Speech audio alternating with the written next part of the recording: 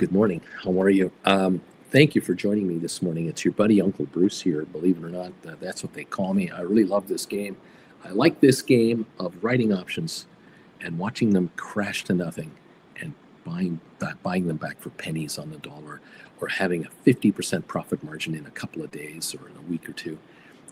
Congratulations, all of you who are here every day in and day out, learning how to write options, writing options for the first, second, third, fifth, 100th, 1000th time, and taking money off the table. Congratulations. You are to be commended. You are to be honored. There will come a time in the not too distant future where you are going to realize how fortunate you are that you figured out that writing options is the way to make money in the stock market, rather than buying stock in the stock market. We are on possibly the cliff's edge of disaster. And I don't know how, I can't sugarcoat this. I don't want to tell you that everything's going to be just great and everything's going to be just fine. And everyone's going to have a white picket fence around their pretty little house and it's all good. That is not what's going on right now. Now, a lot of you are going, Uncle Bruce, I know. In my neighborhood where I live, oh my God, is there a shakeup going on around where I'm at? You cannot believe it. Or what I'm hearing and what I'm seeing and what's going on. I cannot believe the fantasy land that some people are in that I know, that I worked with in the past, or I work with now, or that I hang out with, or I have to hang out with because I have no choice. Uncle Bruce, I am seeing crap like I can't believe. I'm telling you guys, there's a storm brewing here that not everyone is paying attention to, because some people do not believe in satellites. Some people don't believe the world is round. There's stuff coming over the horizon, just off the horizon, that bothers me, and I have been getting louder and louder and louder about this one thing, and that is get out of the market with regards to being a shareholder of stocks. Do not hold stock. Get the hell out. We're at all-time highs. You sell high and you buy low. Okay, you remember that old saying? People ignore it when we're at highs. You know, when we reach highs, people think, "Oh, well, we're just going to go higher. I don't want to sell too soon." We're at highs now for the S&P 500, close on the Dow, close on NASDAQ. This party, we're about to have a little game called musical chairs. And the game of musical chairs, if you don't remember from your childhood, and if you're not from the 50s, you never played this game. At birthday parties, this used to be a big deal, musical chairs. And it's simple. You have 20 people walking around 19 chairs, and you play music, and all the other people are all around the outside watching what's happening as people walk around 19 chairs, and the music is playing. And as long as the music is playing, you walk, and you clap your hands, and you sing the song. But when the music stops, you sit down in a chair.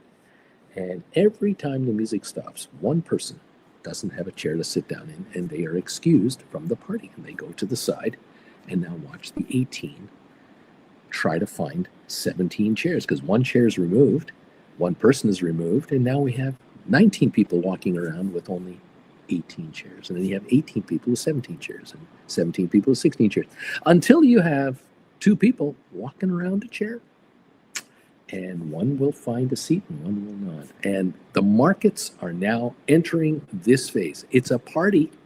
We're all at a party now. There are people in this world who are convinced that the absolute messiah of the markets is in the White House. Their savior from the Lord himself has arrived in the White House, and that now everything is going to work out. It didn't work out between 16 and 20 because there were all those liberals around, all those, left-wing zombies. But we're getting rid of those guys now. And now it's just going to be smooth sailing. As a matter of fact, I think what we'll do is we'll try to get an amendment in the Constitution now to allow this president to run for a third term so he can get 8 years to get the job done. Because that's what we need. We need time to get this country straightened out. This is the mantra, in case any of you've ever studied history, this is the mantra of every other country in the planet, where eventually a leader never leaves the country, never leaves the position of power. I don't want to name any names. You guys figure it out yourself. But the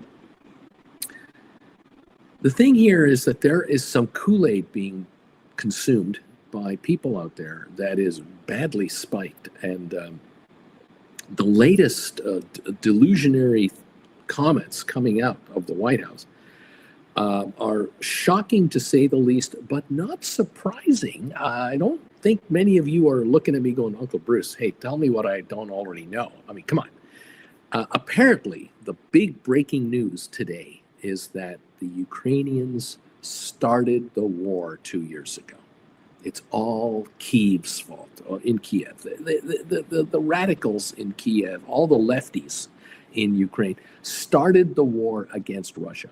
They're picking on little old Russia, and they decided to start the war. What I'm having trouble with is, didn't Ukraine have a problem in 2014 when the Russians invaded Crimea and took it and never left? Everyone condemned the Russians, but no one fired a shot in anger to get them the hell out of there. Wasn't it President Biden? There was a guy named Biden who was in the White House. And wasn't it the Pentagon and the White House back 2-3 years ago? They were showing satellite images of the border of Ukraine from Belarus all the way to Crimea with battalions of Russian troops and tanks waiting, just sitting there. They're doing military exercises, the Russians said. We're just doing military exercises. Just doing military exercises.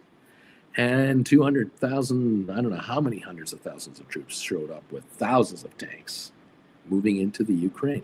But the Ukrainians started it, full of Nazis, And most of the Russians out there, well, let's put it this way. Opinion polls that were allowed to be published in Russia were agreeing with Putin that, we got to get rid of the Nazis in Ukraine. We got to get rid of these guys because they started it. Really, they started it. I'm amazed at the fact that at least 1 million, if not more than 1 million Russians, men and women in their 20s and 30s, left Russia in the last 3 years, and specifically within months before the whole thing began and within weeks of it beginning, they got the hell out of there. Parents bought their kids plane tickets, get out of here, and go somewhere where you cannot be drafted into the Russian military. There are millions of young Russians now around the world who are not going back to Russia at any time, because they now know that if they do go back themselves, they will be arrested for having left the country. How dare you leave us when we needed you to go to the military front lines? After all, we're trying to defend ourselves against all those godless Ukrainians that are trying to come in here. Unbelievable. Look, folks, if you do anything, all right, what I would recommend you do, and maybe you want to do this privately, you don't want to do it in front of other people, but if you're ever in one of these souvenir shops and you can buy different flags, and you can buy American flags, and you can buy Canadian flags, and you can buy German flags and Brazilian flags, and you can buy a Ukrainian flag, buy a little Ukrainian flag, take it home and kiss it every day. Kiss the Ukrainian flag and say, thank you, Ukraine. Because for Americans in particular, and Canadians and NATO, and for all of Europe, you kiss the flag of Ukraine and say, thank you for putting up one soldier against 7 soldiers at a time and keeping those bastards where they are. Because the Russian military has had that crap kicked out of it in the last 2 years. Everybody knows it. All the leaders of Europe are aware. All the Pentagon people are very aware. the Chinese military is watching with great interest that with all the North Korean weaponry that's being supplied, all the Iranian drones that are being supplied, all of the other countries who are backing Russia by buying their oil illegally, like India, Saudi Arabia, and everyone else, they can't win the war in Ukraine. A 7-1 advantage, and they can't knock them off. The Ukrainians have changed warfare for the rest of our lives, because it used to be, the old way was you brought in tens of thousands of troops with thousands of tanks and personnel carriers. You brought in hundreds of thousands of troops, and you just swarmed a country, and you just took them over. The Ukrainians started launching little old plastic drones with little grenades on them, and then with more powerful weaponry on them, 4-blade drones with cameras, high def, and started knocking off these Russians. And 200,000 drones a month are being manufactured inside Ukraine. It's not that the Ukrainians need to import drones from China. They're building their own. Ukrainians are producing more drones than almost any other country on the planet. And they are knocking the crap out of the Russians with these drones. It's absolutely unbelievable. Warfare has been changed forever.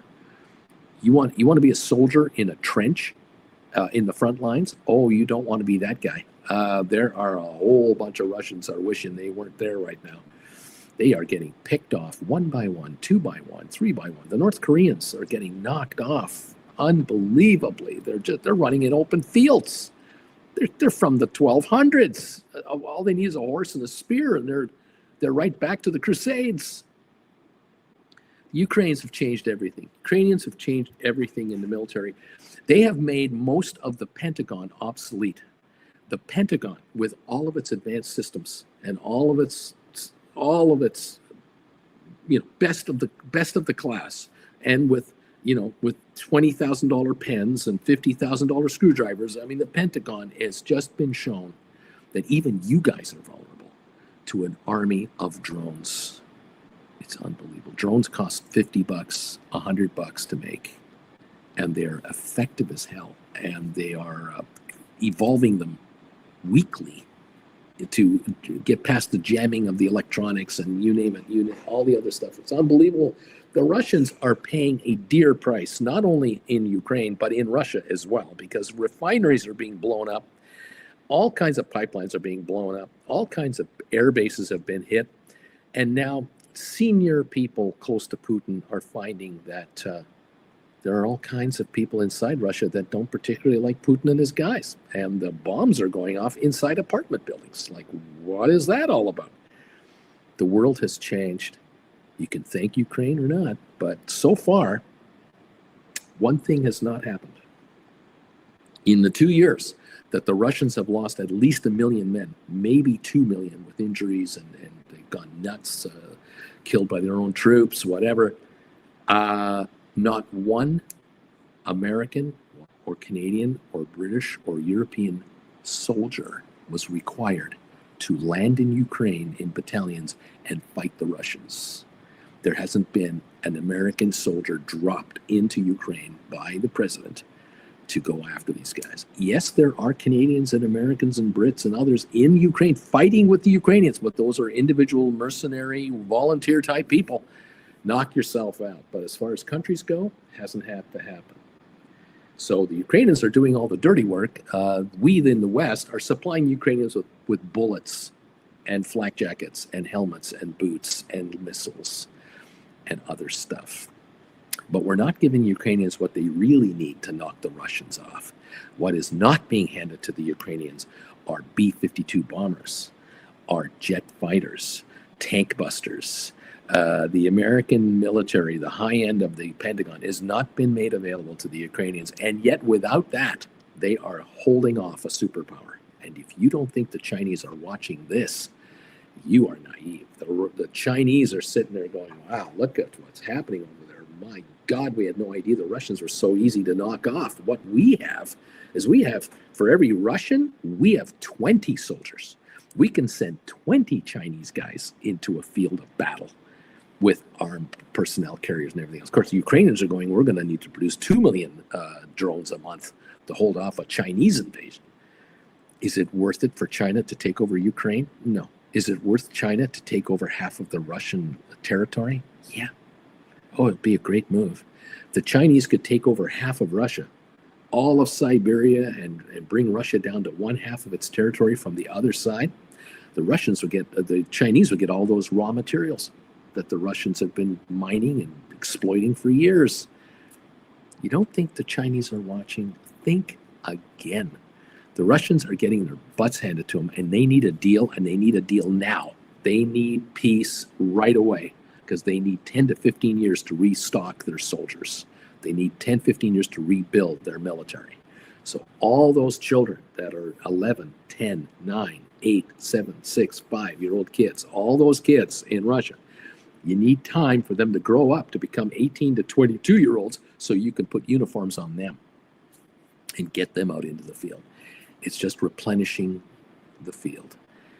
Unbelievable what's going on out there. I'm sorry to bring up this geopolitical topic because you're sitting there going, can you just show me how to make money in the market and shut up about all this other stuff? And I'd love to. I'd love to not tell you that the Chinese might take on Taiwan, that the Iranians and the Chinese and the Russians are partners and are looking to create havoc. But I'm happy to report to you that because of what Ukraine has done, and now what Israel has done, Israel, kiss the Israeli flag if you've got one in your house, because the folks in Israel have done the world one of the greatest favors of all time, along with the Ukrainians. In 2 years from the invasion of these Hezbollah fighters into Israel, the day after Jen and I left Tel Aviv, they had the audacity to attack Israel. In those 2 years, the Israelis have changed everything in the Mideast, and America will be a big beneficiary of this, along with other Western countries, because the Iranians have had their butts handed to them through their mercenary friends, Hezbollah and Hamas and the Syrian regime, all wiped out. Houthis in Yemen have been badly hurt. The Saudi Arabians were spending billions of dollars of their money buying American missile systems and everything else to try to knock off the Houthis in Yemen.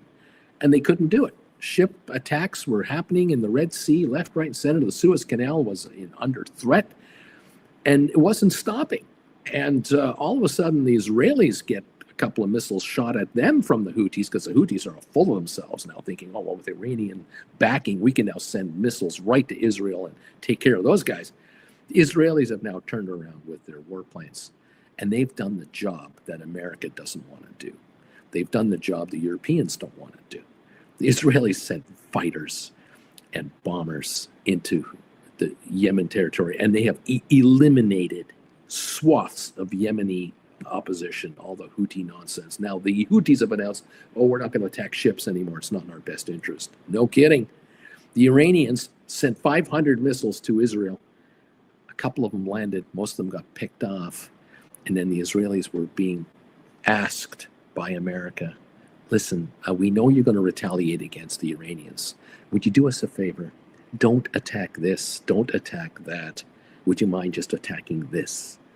And we'll give you all the arms you want. We'll give you all the bombs you need, the missiles you need, the airplane parts you have to have. Attack the Iranians, but do it on a military type basis. And now the big talk is, when will the Israelis attack the Iranian nuclear program and sites? When is that? That's the next stage. If you don't believe it, you're oblivious to reality. The Americans and the Europeans and other countries are desperate for someone to take the Iranian nuclear program off the map. There's only one country willing to do it. One country has the means and has the motivation, definitely, to do it. The motivation, by far, the Israelis, without question. And it's just a matter of time before the Israelis are ready to do it. They're just getting set up.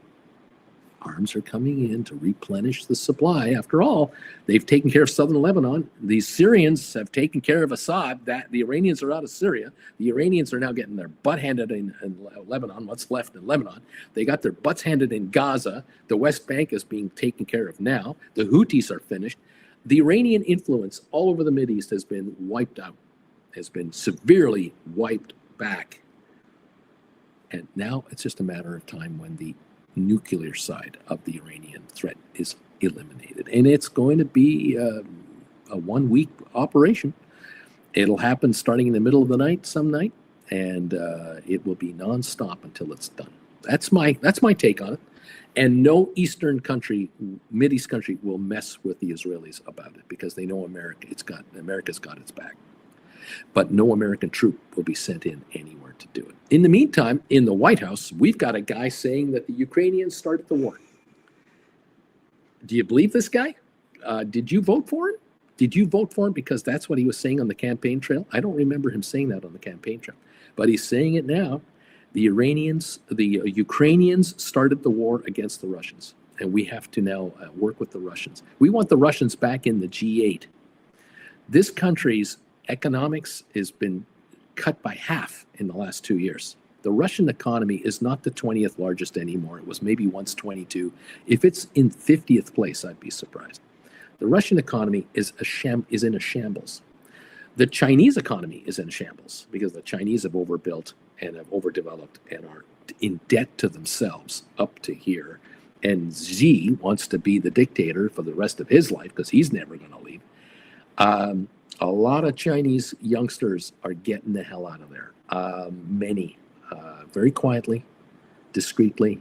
Many Chinese students are going overseas to study and are never coming back. But no one wants to talk about it because you don't want to upset these people.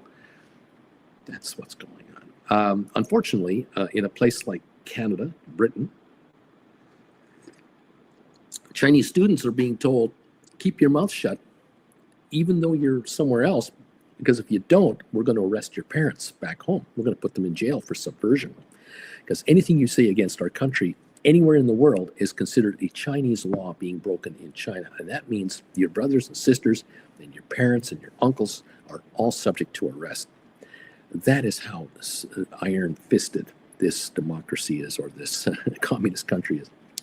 In 1989, the Berlin Wall came down.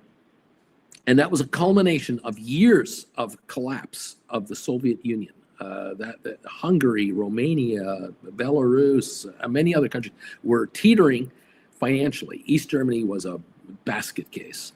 And finally, the educated, hardworking East Germans, Hungarians, and others had enough of this nonsense. The Czech Republic had been wanting to go Western for years, and the entire Soviet Union collapsed within 2 years because it was broke. It was financially finished.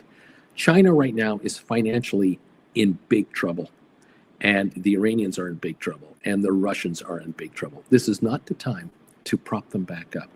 This is the time to put the boots to these guys and make it economically unviable to continue your aggressive policies against other countries. But for some reason, we've got a dollars and cents guy in the White House who actually believes that, oh, we can trust these guys, we can work a deal.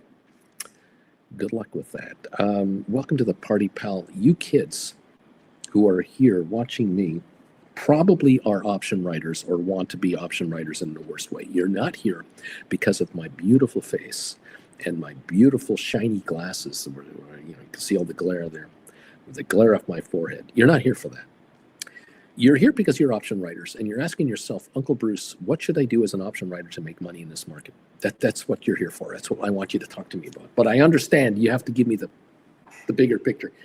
I'm trying to tell you guys, with all this geopolitical crap going on, okay, and with the garbage coming out of the White House that makes no sense whatsoever and is so outlandishly stupid, the outside world is looking at America going, we don't know if we can count on you all that much. I don't know if we can depend on you because you sent your vice president over to Germany last week, to Munich, to give a speech to our friends over there, and you called them morons. You called them anti-democratic. You're slamming your pals, and now you're threatening tariffs on your friends. How are we supposed to do business with you guys when you guys think we're the enemy? We don't get it. And so the outside world is beginning to do what it has to do, and that is meet among yourselves and figure out what the hell to do. analysts out there who get paid to analyze are telling these governments around the world, and trust me, the Democrats in the United States, the Democratic Party, okay, they too have war room meetings going on about what should we do in the midterm coming up. What should we do in the next presidential election? Trust me, it's going on. And the word there and around the planet is the United States will be unpredictable until the midterms. The midterms are going to determine and show the planet and maybe Americans themselves how strong this administration is going to be and how effective it's going to be for the last 2 years of its administration. Because if the vote shifts over to the Democratic side into the Congress to stop that clown show, and the vote shifts into the Senate where it's like 51-49, or it goes 51-49 to the Democratic side, that'll stop the clown show in the Senate. That will effectively nullify the White House. And this is why the White House right now is desperately trying to grab power from anywhere it can get over every agency that's out there. Fire all these people and get rid of the people at the top and put our people in at the top that are loyal to the president first among anyone else, so that if we lose the midterms, it doesn't matter. We still control the Department of Transport, the military, the health, welfare, all the departments, the ones that we want to keep. We'll put our lackeys in there. They'll all bow to the master in the White House, and we don't need the Congress. We don't need the Senate, even though we lose them. That's the big picture behind the scenes. These war rooms are busy while you're trying to survive. At the end of the day, the question is this going to work? How many people are going to be let go in the United States government? Can Elon Musk, the unelected vice president of the United States, can he eliminate enough jobs through Trump to make a dent in the deficit of the United States? Federal spending, what have you. Many people out there are going, oh, this would be great. If we could just trim the government down, that would be a good idea. It's always a good idea. But what you generally do is you kind of figure out for 6 months who in this department and this department, where should we target reductions at? And then we'll start the slow and inevitable pullback. The other way to do it is called attrition. You let people retire and you tell departments you can only hire one person for every 2 people that retire. That's an easy way to cut your size of your corporation. And you hire people you need in various departments, but you let people retire overall, and you shift folks from one department to another within the organization to keep it running effectively. But you essentially have a 2.5% to 3%, 4% attrition rate anyway. Look, if you graduate college in the United States or high school or whatever, and you get a job at age 25 to 30, you get your career job now.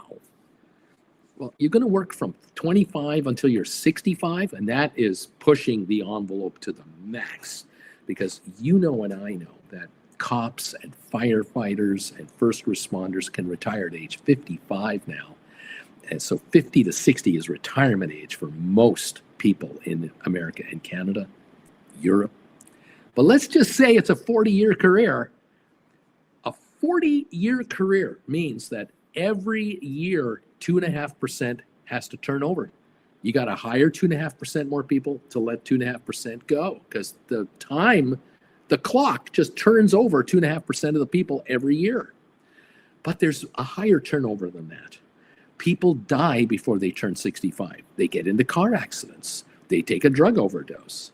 They fall off a cliff. They get sick. They catch cancer. They die at age 58. Who knew? Someone has a sudden heart attack at age 45. The turnover rate is more like 3.5% to 4%. That's normal. All you got to do, if you're truly interested in shrinking the U.S. federal workforce, is allow natural turnover, attrition, to take place, 4%, and only bring in 2% to replace them. So nothing goes dysfunctional. And if you truly want to shut this department down and this department down, you work with your congressional and Senate friends and put a 1-year, 2-year plan together, and then eliminate them in an orderly fashion. They'll be screaming and yelling and all the oh yeah. But the quiet, effective way to do it is attrition. You starve these out of people in a natural way. And you didn't do layoffs. You didn't have to fire people that only had 6 months experience. You don't accidentally let go the nuclear scientists that oversee all the nuclear plants and all the nuclear weapons of the United States. You don't fire them and then try to hire them back because you made a mistake. You don't make those mistakes, but those mistakes are being done everywhere. And planes, all of a sudden, are falling out of the sky in the United States and now in Canada. What the hell's going on with airplanes? When did this start? What the hell is going on? Is it just a coincidence? I don't know. Coming back to you, you're wondering how to make money in this world. The stock markets are at all-time record highs right now. We're just about to set new highs for the S&P 500, for the Dow, whatever. As I speak, however, we're not at record highs right now. We're in the futures. We're down a little bit here and there. But we are awful darn close to record high prices for stocks in the indexes. Corporate America, many corporate stocks, companies that are public, are trading at multiples that are unsustainable. They're trading above 25, 35, 45, 50 and higher on a PE multiple. So the amount of money they're going to make per share versus what their shares are trading at, that multiplication number is ridiculous. You cannot have a 40, 50, 60 time PE multiple for a mature, established company that is going to maybe make 5% more profit this year than last year, and then again, maybe the year after that. You can't trade at 45 times earnings. You have to trade at 20 to 25 max. You should be at 15 to 20 times earnings. If you want to buy a pizza joint in your hometown, a private pizza guy near a university, and that outfit generates $1 million a year in sales and makes a net profit of $200,000 a year, you're not going to buy that pizza joint from the guy wanting to retire for 40 times earnings. You cannot expect to have to pay $8 million to buy that guy's pizza place. Because with $8 million, you can build a pizza place across the street from this guy. Not even with $8 million. You can probably do it with $1 million.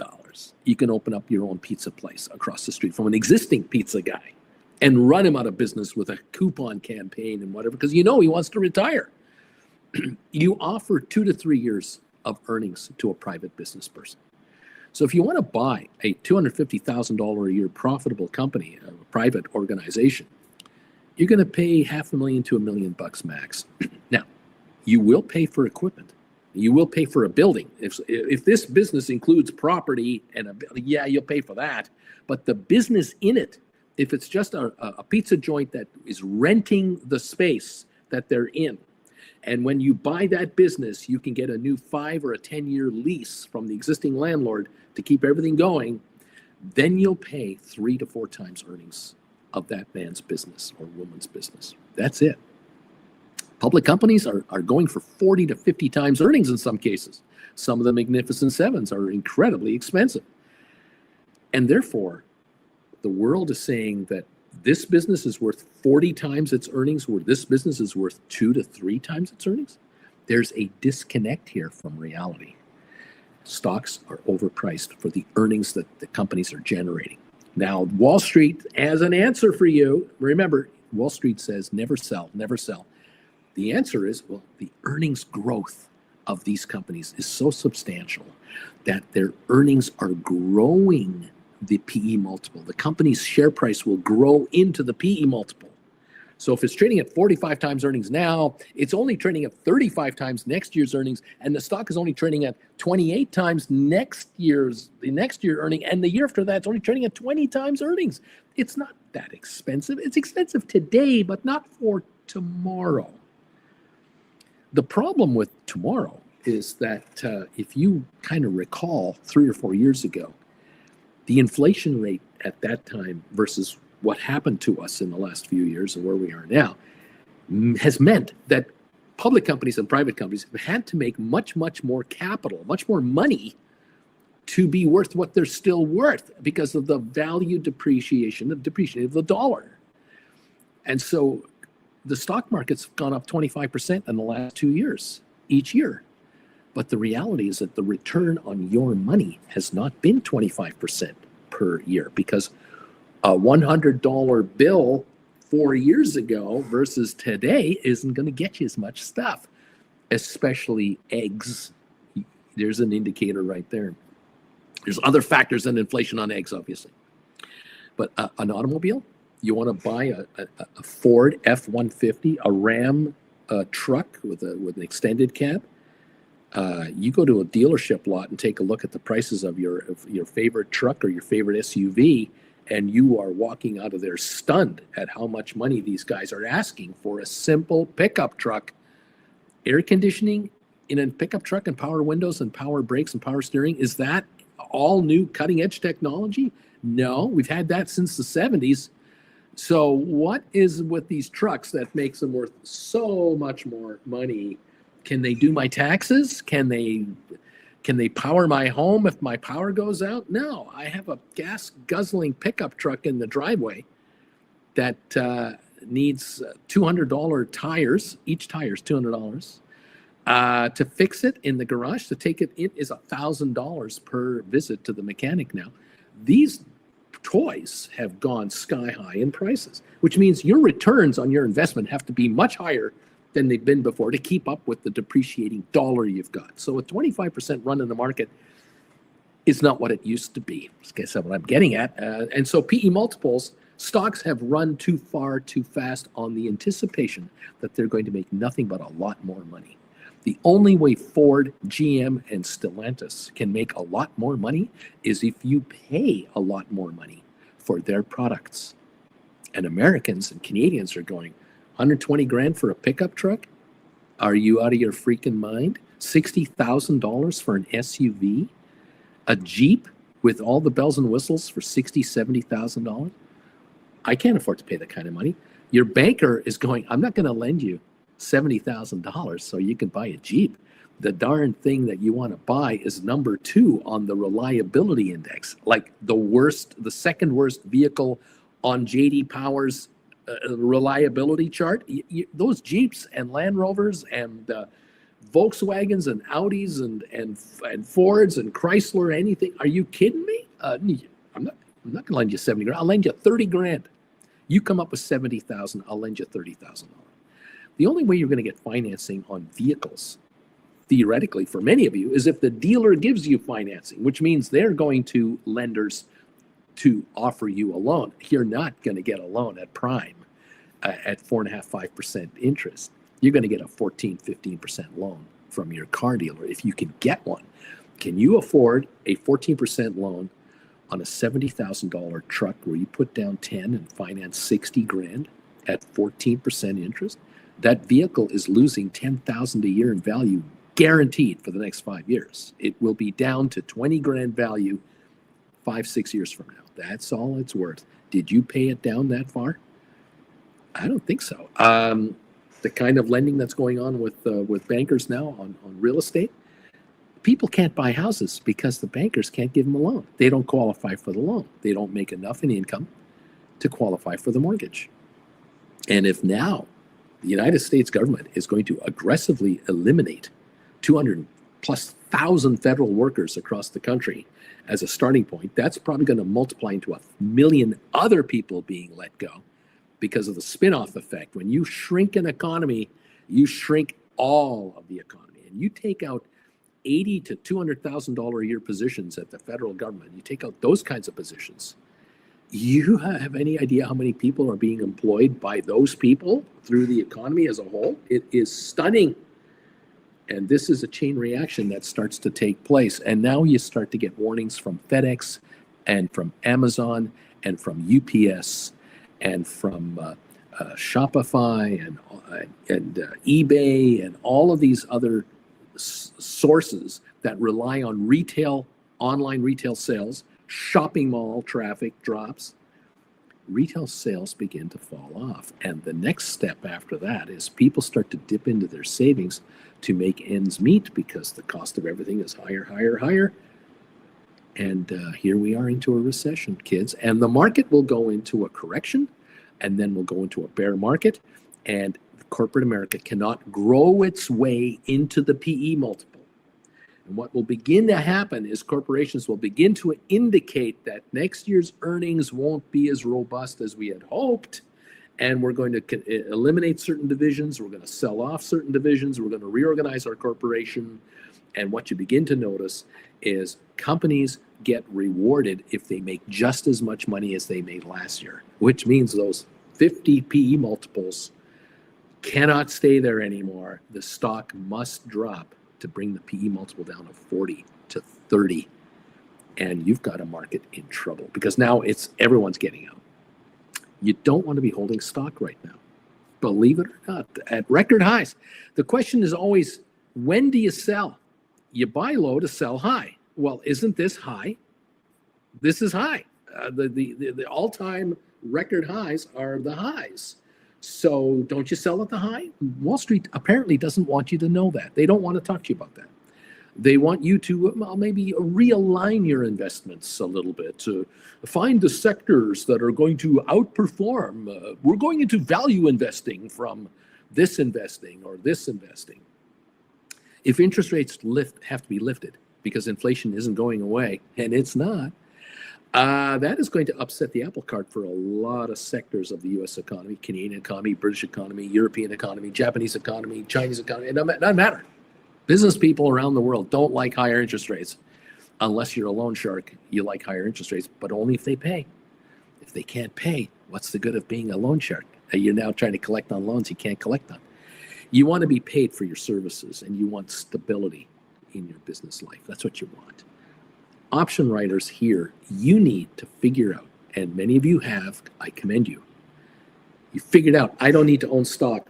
I don't need to own any shares of any company to make money as an option writer. I'll just write options on stocks that I like, that I think will do okay, but be respectful of the fact that they might not be doing so okay going forward as people think. I'll write options where I will write cash secured puts, and I'll be willing to buy a stock back for a lot less than it's trading at. I'm willing to do that. Let's do that with Sofi. I love the company. The bank is going to do well. They're growing at 30% a quarter. I love these guys. So I will write cash secured puts to offer to buy the stock back for $2 less than it's trading at, $2.50 less than it's trading at, as much less as possible than it's trading at.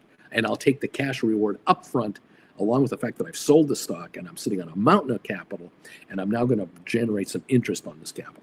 And or I'm going to use some of this capital I just brought in to now do credit spread trading. And I'm now going to get into credit spreads. And I'm going to do call credit spreads because highs much higher than where we are now. The market might have a month or 2 or 3 of this neighborhood of new highs.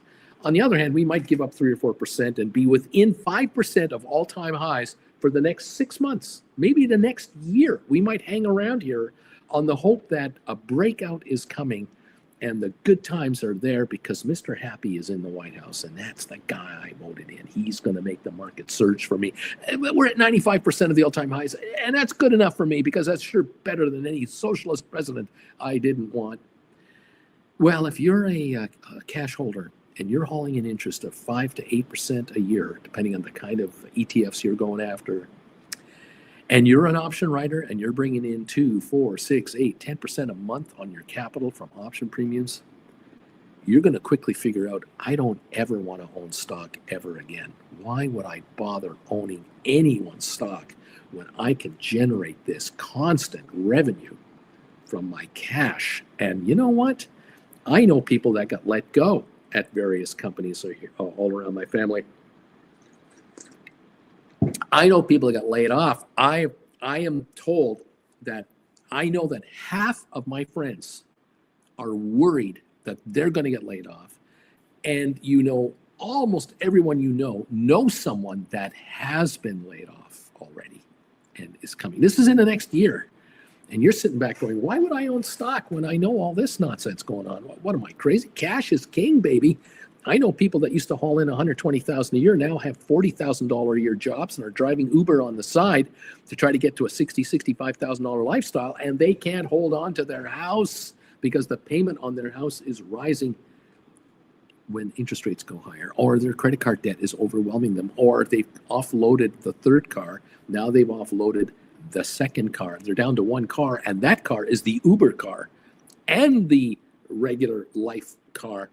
These folks they're dropping their standard of living. It's dropping on them, and they're doing everything they can to hold it, and they can't hold it. You are sitting on a mountain of capital, making your capital work for you. You don't own a house that's depreciating. You don't own a business that's depreciating. You're not involved in any stocks that are depreciating, any index options that are depreciating. Your value is appreciating, cash on top of cash on top of cash. Because what do you need to pay your bills with? Do you need stock certificates to pay your rent? No, you need cash. What do you need to pay your car payment? Cash. What do you need to eat food with? Cash. As long as I take cash, you're fine. And if you're building a mountain of capital and it's growing for you as you are managing it properly, you're going to be just fine. Assets, other than cash, might not be where you want to be. Just saying, look, there are people out there who brag they have a $10 million mansion overlooking the Atlantic Ocean. You know why? A $10 million condo in New York. That's great. It's worth $10 million if someone else is willing to buy it off you for $10 million. But if no one else is willing to buy your $10 million asset because assets have dropped in value and cash flows have dried up, there are no buyers for your $10 million condo. There's a buyer who will pay $6 million for your condo or your house. Well, you just lost 40% of your value. How much money does $10 million in real estate make you anyway? If you're living in a $10 million condo in New York and you're paying 0.5%, 1% a year in taxes on the value of the property, plus insurance and utility, what's the cost of that place? Is it $500,000 a year to be in there? That condo doesn't make you any money. The $10 million you've got in that thing is not making you any money whatsoever. It's costing you money. It's costing you cash flow from other sources. Even if you own it for cash, you don't have a mortgage payment on it. You own it. You're still paying into it to stay in it. You're hoping that it appreciates to $15 million because the last guy bought it at 5 and sold it to you at 10. Now you're hoping it'll go to 15 and you'll sell it to the next guy. Well, that only works when that keeps going. The pyramid can only go so high before it crumbles. And are we now at all-time record highs in real estate? Yes. Are we at all-time record highs on the market? Yes. Are we at all-time record highs on gold? Yes. We're on record highs on all kinds of stuff. Isn't that a warning sign? Does anyone get it? 1929, we had a party going on in North America and Europe. The markets were at all-time record highs, and even average people were making money in the market just buying stock on margin. It was great in 1929. You could put up $1,000 in 1929, and you could buy $10,000 worth of stock with that. Until 1930, when the stock that you had worth 10 grand is now worth $800, and your 1,000 was eaten up a long time ago on margin calls, and you don't even have $800 to buy that stock. You haven't got $80 to buy that stock. 10-to-1 margin, because margins got killed, got slashed, and now they're down to 2-to-1. Some cases you can get 3-to-1. It depends on your firm. How many people out there are long stock right now on margin, on top of margin, on top of margin? They borrowed against their assets to buy stock on margin on top of that, and they're long, and now they're borrowing money to buy options, call options, on leverage, to get the leverage on a call option. How many call options on NVIDIA are out there right now? People expecting earnings in the next week or so from NVIDIA that is going to take the NVIDIA shares to $200 a share. How many people out there actually believe that NVIDIA is going to go for up to $200 a share? There are believers out there that think that that is going to happen. NVIDIA is going to go from $139.40 from last night's close, and it's going to run all the way to 200 on a fantastic earnings report coming out Feb 26th, a week from today. There are some people thinking, well, it's not going to do that, Bruce. That's a little unrealistic. But I can see new record highs. The stock all-time record high was 153.13. Maybe it'll reach 160. I'm going to buy calls. I'm going to buy 160 calls that are going to be worth triple what they're worth right now when the stock reaches 160. I'm going to buy 170 calls because maybe it'll go to 170. I'm going to buy 150 calls because it's going to go to 170. Whatever their strategy, they're long on options expecting a big payoff. And if it happens, it happens. But what if it does not happen? What if the market goes to 145, 148, but doesn't go to 153 and doesn't go to 160, to 170, not to 200? How many billions are lost by gamblers going in? How many of you are writing credit spreads on NVIDIA where you're now writing 170 to 180 credit spreads? How many of you are writing credit spreads on Magnificent 7 stock 15 to 20% out of the money? Way ahead of the darn things. Way ahead. All these stocks have to hit new all-time record highs before your credit spread is anywhere near the money. That is what you want to be doing. With 1 month or less expiries, 2 months or less expiries, bring it on. Welcome to the party, pal. You're making your money make you money without owning a single share of any of these shares. NVIDIA drops to 110 a share the day after the earnings come out because their outlook wasn't rosy enough, or analysts will say, yeah, they talked about big increased sales, but we're worried about AI spending over the next year or so. It might be 95% of what they say it'll be. Well, that's a 20% drop in the stock right now. Sell now, ask questions later. What if NVIDIA goes from 139 to 145, 148 just before the earnings come out? The earnings come out and the next day it's at 120, 115, 110. You want to be holding this stock? Do you want to be sitting on that, or do you want to be doing credit spreads? There you go. Now, if you're a 10-year holder of NVIDIA, a 15-year holder of NVIDIA, you're a long-termer and you're not going to let it go. You're looking at NVIDIA right now. It's at 66 times earnings, but the earnings are about to be released. If the earnings coming out in this quarter effectively are so good that the quarter 4 quarters ago has dropped, we now use the latest 4 quarters to establish a PE multiple. And the earnings coming up next week are so good that the PE multiple is 52, from 66 to 52.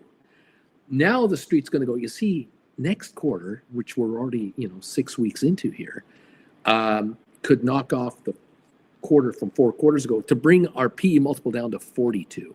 This isn't trading at 66. It's trading at 42 times earnings just 3 months from now. So NVIDIA could go much, much higher because the growth curve of NVIDIA is much bigger at the moment than, say, Apple or Amazon or Google at the moment. And so Wall Street will always find an excuse to never sell, never let it go.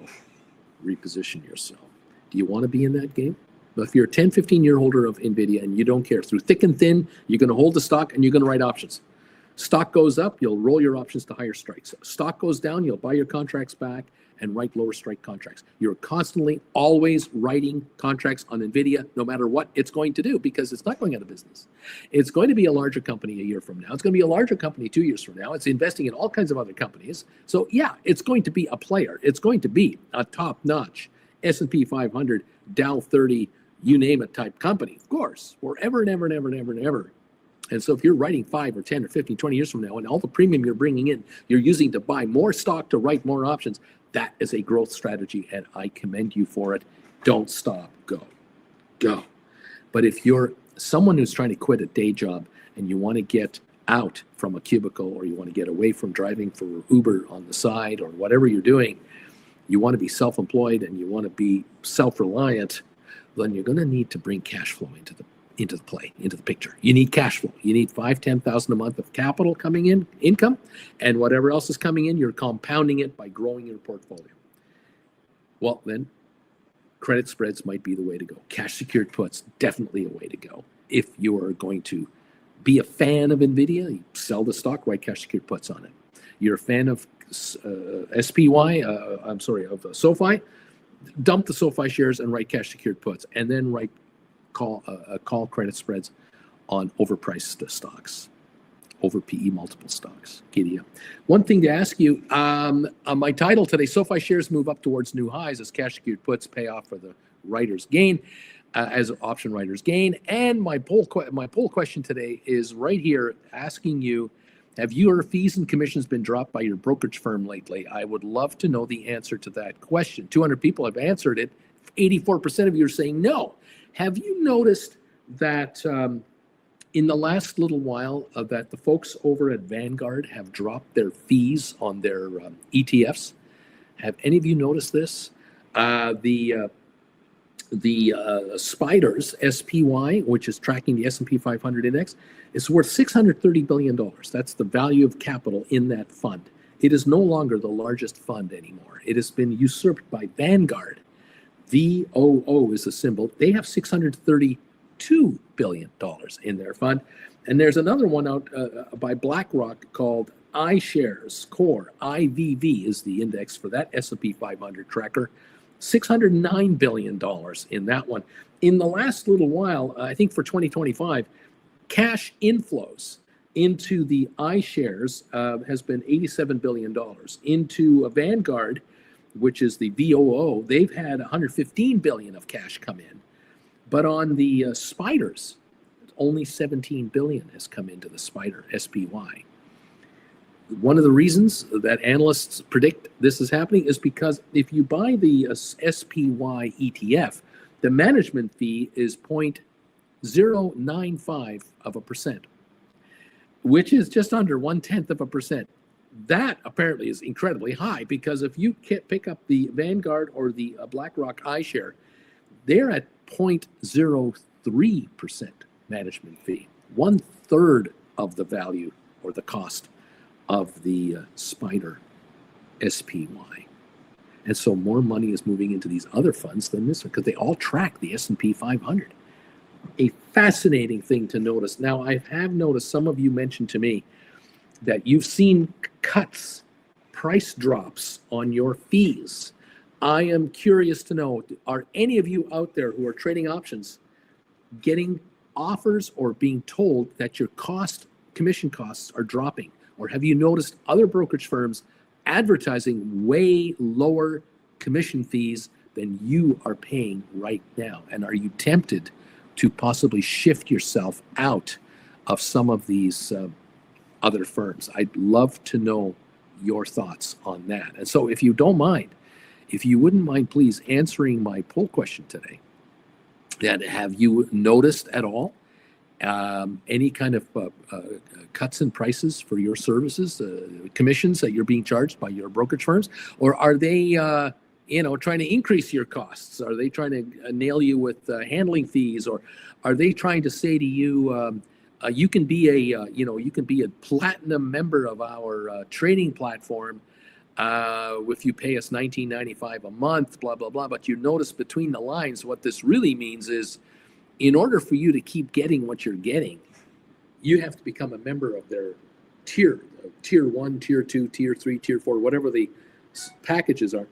And each of those costs X amount of money. Have you begun to notice this little game going on? I'm curious to know, because the administration that is now running the United States of America through the White House, they have purged all kinds of people at the SEC, and we'll do more of that. They have purged all kinds of people in the banking committees. They have purged all kinds of overseers, making sure that consumers don't get ripped off. And it's now open season on customers for almost every business in the United States, where business is being told, we are eliminating regulations so that you can go out and multiply. Code name, you can now raise prices and fees to your customers, and we won't get in the way of it anymore. Let the customer decide where they want to stay and who they want to deal with. Have you noticed your Netflix charges go up lately? No one at the communications area is stopping those increases. Have you noticed all of the apps that you're involved with? Have you noticed any of them upping their costs? How much is it now to watch Hulu, or how much is it to watch Disney content, or all the content that's on television? Have you noticed the cost increases for this stuff? Apple TV, and on it goes. Now I want to know about your brokerage expenses. Is there a cost for this? Tell me, please. Welcome to the party, pal. The market is now open, and I appreciate you all being here. Richard, thank you. The man, Stuart, various artists. Thank you, Pappy J, Robert, Eddie, Tom, Jeff. Welcome, everybody. Moneymaker, Mandu, J, Gill, Double D, Wing Commander. Look who's here. Corinne, Andre De La Torre, Luca, good night from Sydney, Australia.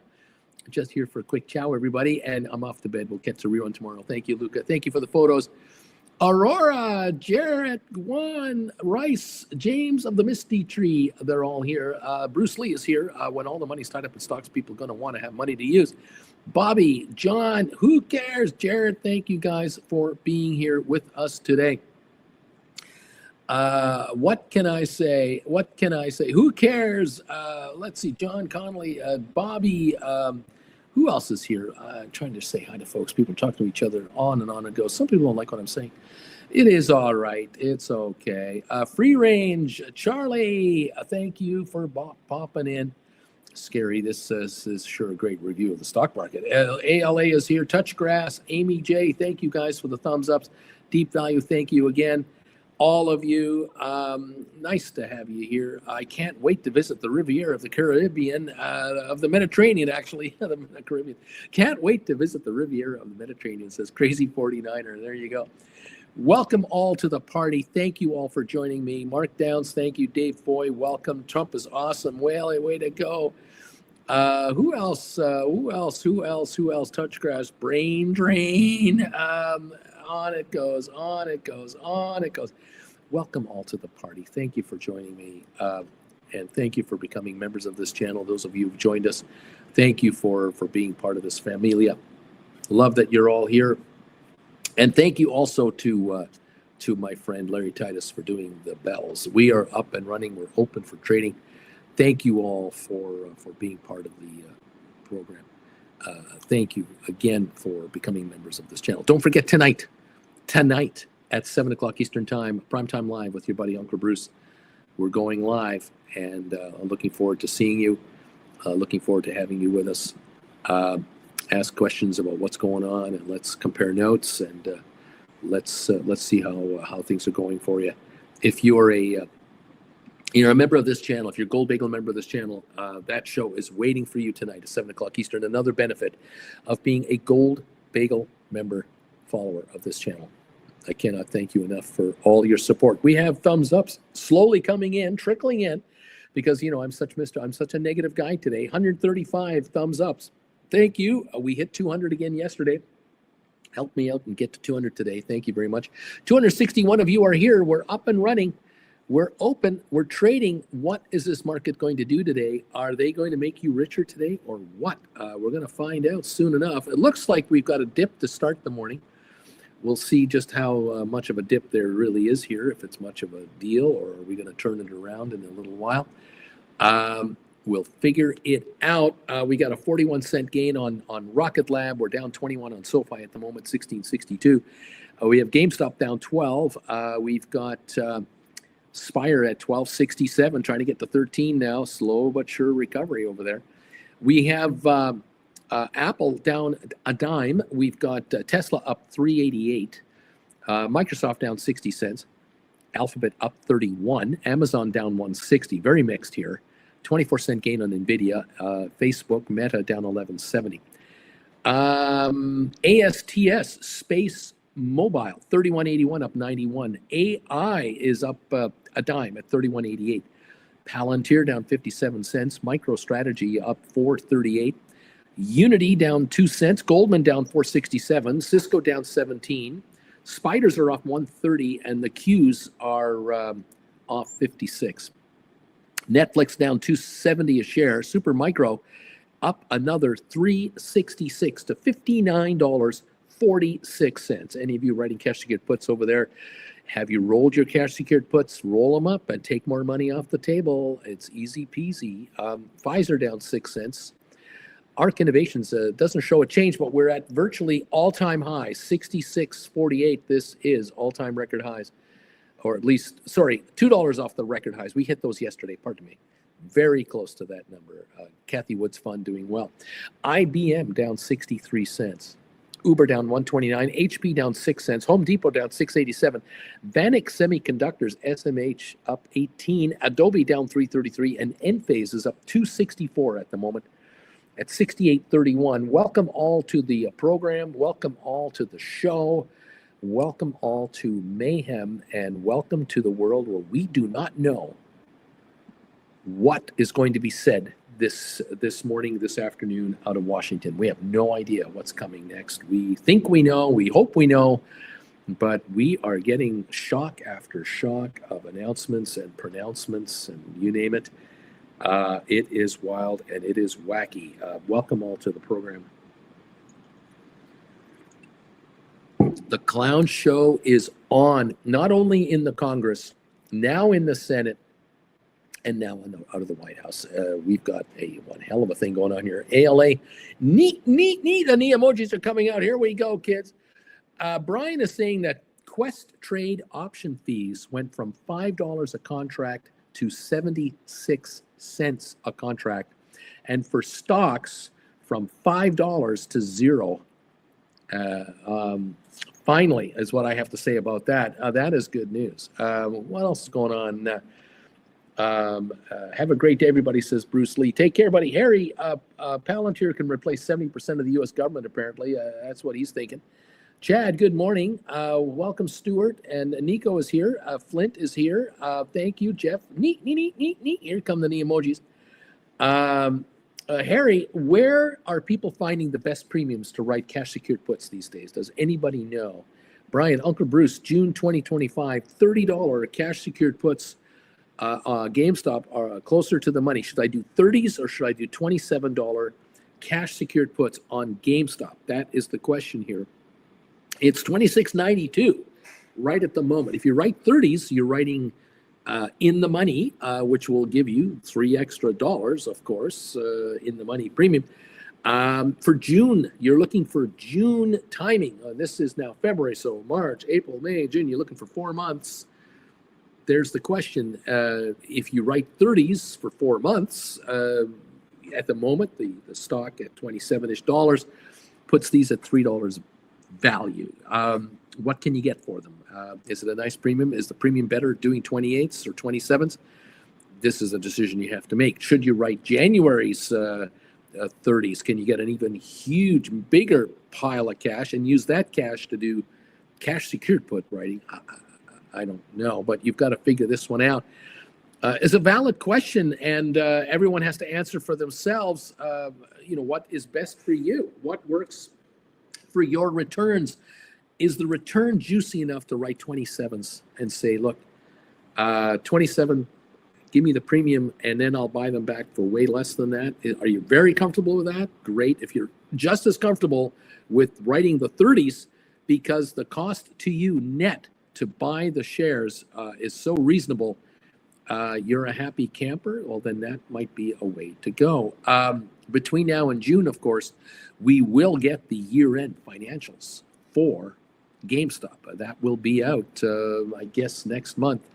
So we'll watch for that. Looking at the puts, if I see this correctly, and I might be off on this, I can't see prices reflective here of reality on my chart. Sorry, my market watch is not working very well on helping me there. Hang on a second. I got to go somewhere else to take a look at these option quotes, see if I can find decent option quotes.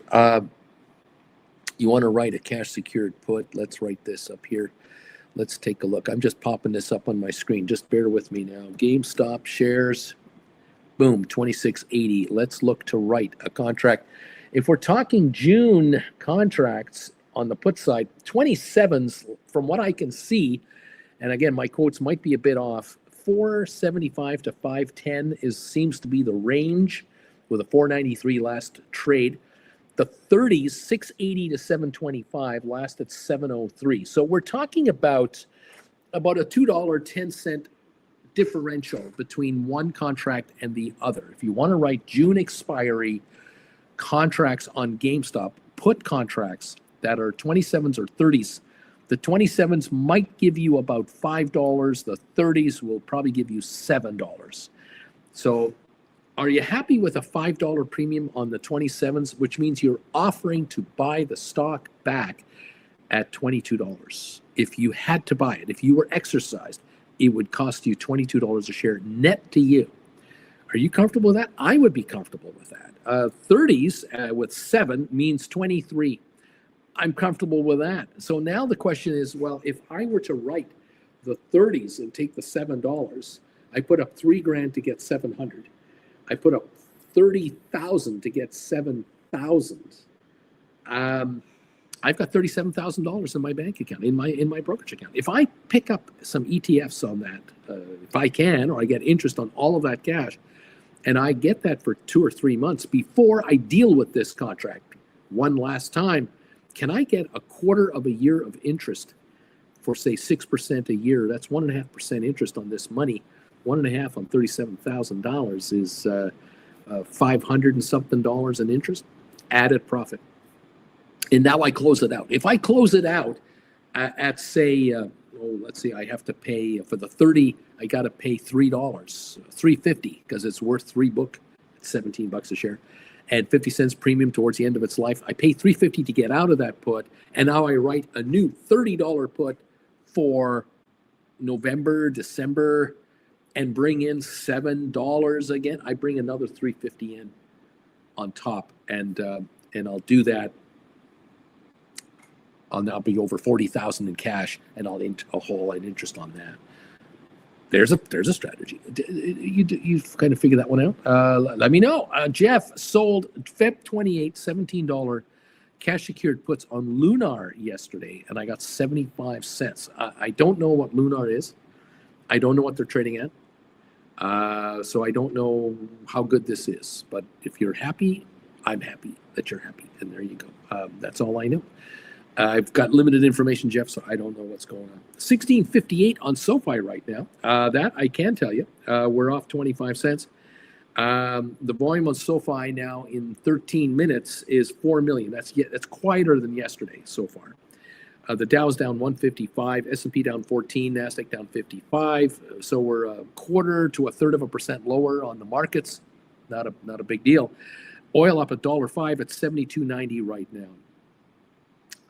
Nikola stock plunges 44% on Chapter 11 bankruptcy filing. Interesting stuff. There are problems out there that people are ignoring. There are economic problems, corporate problems that people are overlooking because the performance of the overall market has been so good that it's going to be just fine. And if you're into the entire index and you're buying the S&P 500 index as a whole, you don't have to worry about individual companies going under, but you should be aware of the fact that maybe, just maybe, there are warning signs starting to appear in various countries, in various segments of economies that might not be all that positive. You may want to be cash only and working off your cash. Just saying. You can do the same thing with SPYs or with the VOOs or the IVVs. You could be an option writer just on these indexes. If you don't want to gamble on any stock, you believe one stock is a gamble too much, but you want to profit from the market as a whole, and you have enough capital to do this, you could be a cash secured put writer on SPYs. Sure, you may not write very many of them. They're rather expensive, but $611 a share, you need 60 grand to do one put. On the other hand, you could be a call credit spread writer on SPY and go 100, 120 points ahead of the market several months out and put together a $5 or a $10 spread and write 10 or 20 or 50 of those and look to score 50 cents of the credit or 70 or 80 or $1 or whatever. So it's $50 times 20, that's $1,000 profit. 80 times 40 is 3,200. How much cash you got? How much credit spread do you want to go with to pull in some dough? What percentage is that of your money? How comfortable are you? How active are you? How in front of the machine are you? How close to the market do you want to be? How far away? Do you want to do iron condors? Do you want to go on both sides of the market, 15% out each side for 3 months? You might want to play that game and bring in a credit spread, fold your arms and wait. Maybe in a month from now, you'll roll that credit spread to another 3-month position. A month later, roll it again, and you'll take out 20, 40, 50 cents for each spread or more, I don't know, times how many? Can you do 20 of them, 50 of them, 100 of them?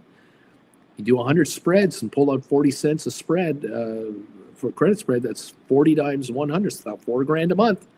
Can you live on that? Is $4,000 a month enough to grow your account on to satisfy you to say, I'm growing my account by $4,000 a month and I'm not playing any stocks. I'm just doing this market from way the hell out of here on the sidelines, and I'm growing my account by $4,000 a month. And in about 6 months from now, I'm going to grow it by $5,000 a month. Why? Because of the money I've been making, I am now writing even more contracts. Maybe that's your game plan. Giddy up, everybody. LUNR. Sorry, again, I still don't know what it is. I don't know what LUNR is. I may have heard of it. What is it? Lunar? I don't know who that is. What are they trading at? Can you give me that? I'm kind of busy here. Anyway, look, I love it when you guys find new stocks and you get into stuff and it works for you because you've been here, you've been writing options, you've taken my classes, you understand how options work, and it's happening for you. But when you tell me proudly what you're doing on stocks that I've never talked about before, I'm in the dark. So I can't react to you. I can only go, okay, I don't know if this is good or not. I'd love to give you an answer, but maybe you need to help me a bit to help me understand just a little more of what's going on. I'm not being critical. I'm just telling you the way it is. Thank you all for being here. Rocket Lab is up 25 cents. SoFi down 29. GameStop down 17. It's a nothing burger opening. Very quiet here on these stocks at the moment. Not much happening. Aspire is trying to get to 13, 12.97 right now. What else happening? Apple's up a quarter. Tesla now up 9.60. Microsoft up 8. Google up 67 cents. Amazon down 149. Nvidia down 61 cents. Meta Platforms down 14. So it's a mixed bag for the Magnificent Seven. 3 up, 4 down, sort of 3 up, 1 almost unchanged, 3 down. I mean, it's just, not a lot happening at the moment. I think the market is sort of going, let's just wait and see what the White House says next. Maybe before we make any bold predictions and bold moves going forward, maybe we should wait for the White House to react and tell us what they're, who do they think started the Second World War? Maybe we should wait for that. Because I thought one country started the Second World War. I didn't know it was somebody else. I don't know. I'm asking. I'm wondering. I don't know. Thank you to Henry and Aloha, and thank you to Joris. Thank you to Tom Lee, Bruce Lee. Thank you to John, Michael. Thank you, R4. Ray, getting my money right. Welcome to getting my money right. Welcome to Adrian, MTM. Welcome all of you guys for joining this channel, becoming members in the last little while. Some of you upgrading your membership up to the Gold Bagel level. Appreciate that. Thank you all so much for becoming part of the family here. I do very much appreciate this. 26 new members gained in the last 31 days. Hey, thank you very much. Welcome to the party, pal. More Gold Bagel members than Chillin' members because of the value in being a Gold Bagel member. Thank you again. Tonight, 7 o'clock Eastern, I'll be live. Primetime Live with Uncle Bruce. Looking forward to seeing you guys. Let's see what's going on here on the other measurements. We've got 149 thumbs ups. Thank you for that. Keep them coming. And on the poll question now, 236 of you have answered my poll question. And 16% of you are saying that your fees and commissions have been dropped by your brokerage firm lately, that the costs of being a writer is getting better. But 84% are going, no, Bruce. My fees are not lower in the last little while. Let's say the last 6 months. My fees are not lower. I would love to know, any of you out there, if you could do me a favor, could you take the time, no matter who you deal with, I don't care what your firm is, would you tell me what your costs are to be an option writer? Would you tell me if you're a Fidelity customer or you're Schwab, what they are. All of them. There's dozens and dozens and dozens. Tell me, where are you if you say USA, Fidelity, this is what it costs me to write options, to write them and to buy them back. This is the cost. Can you do this? UK, IBKR, this is what it cost me. In Germany, this outfit, this is what it cost me. Canada, tell me the name, tell me all the different firms you're with. How much does it cost you to write options where you are? I would love to see. This way others can see what the costs of being in this option writing business are about. So when we read someone saying to us, Uncle Bruce, I just wrote 10 contracts for $2 and I brought in $2,000, we can tell that, well, the cost of that is about $6 or $12 it costs to bring that much in. And if they're going to close at $1, there's a gross $1,000 gain, less the commissions of about $12, $15, $18, $25. Gives us a picture, especially for the newbies around here. What's it really costing you to be an option writer? Is it very, very lucrative? Does it not pay when you're down into the 25, 45 cent range? Can you do credit spreads where you're only bringing in 60, 80 cents on a spread? Is it still profitable down there? I'd love to know. So if you have a chance, grab your keyboard. Tell me, what is the cost of the commissions with the firms that you're using, okay? So that we can figure this out together. I would love to know. I really would appreciate it. Thank you, everyone. Thank you. Chad, did you see Ryan Cohen's statement yesterday about selling GameStop Canada? Have not heard that one. Would love to know, is that a press release? Because I don't know of GameStop doing press releases that are that detailed. There's a gurufocus.com thing out there. I don't know what to think of that. Now I'm seeing Globe Newswire. Okay, I'm looking at this. This is all news to me. I love this when you tell me this. It's a press release from yesterday. All it says is GameStop today announced part of its evaluation of its international assets. The company intends to pursue a sale of its operations in France and Canada. That's all we've got. Nothing else. I'm not surprised at seeing this. I really am not surprised at seeing it. And I'm not surprised that the thinking here is, well, we're not going to close the stores and walk away. We're going to offer the entire Canadian franchise to someone else. And maybe they're in discussions with 5 potential buyers who will take on the Canadian operations under license to GameStop.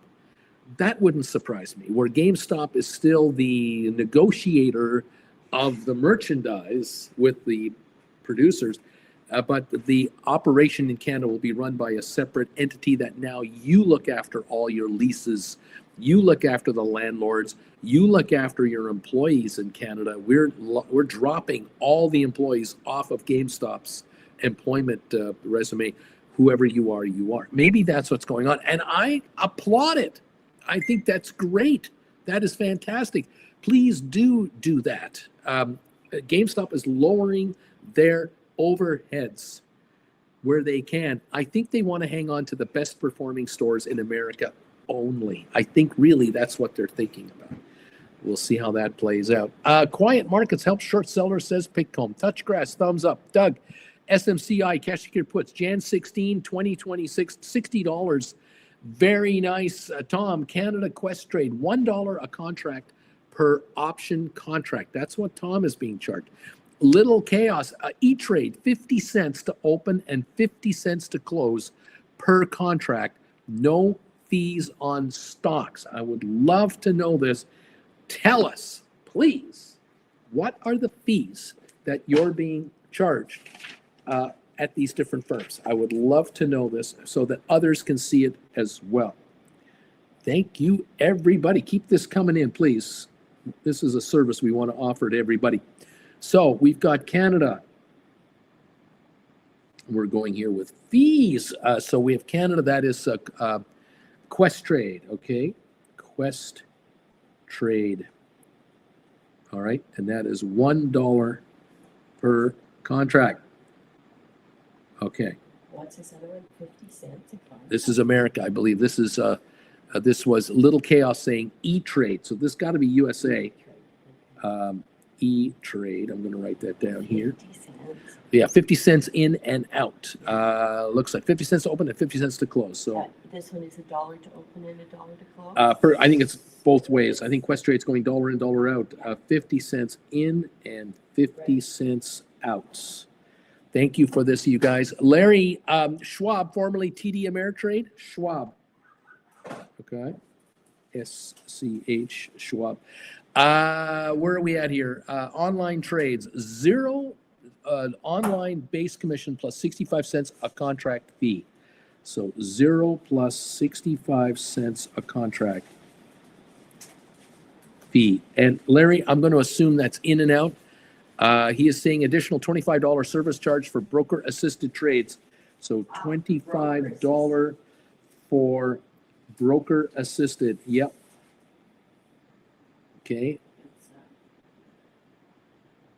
Okay. This is very important. This I would love to know. It helps us calculate what's going on here. Crazy 49er Larry Tice. I'm trying to talk to a rep to see about zero options trade. Stay tuned here.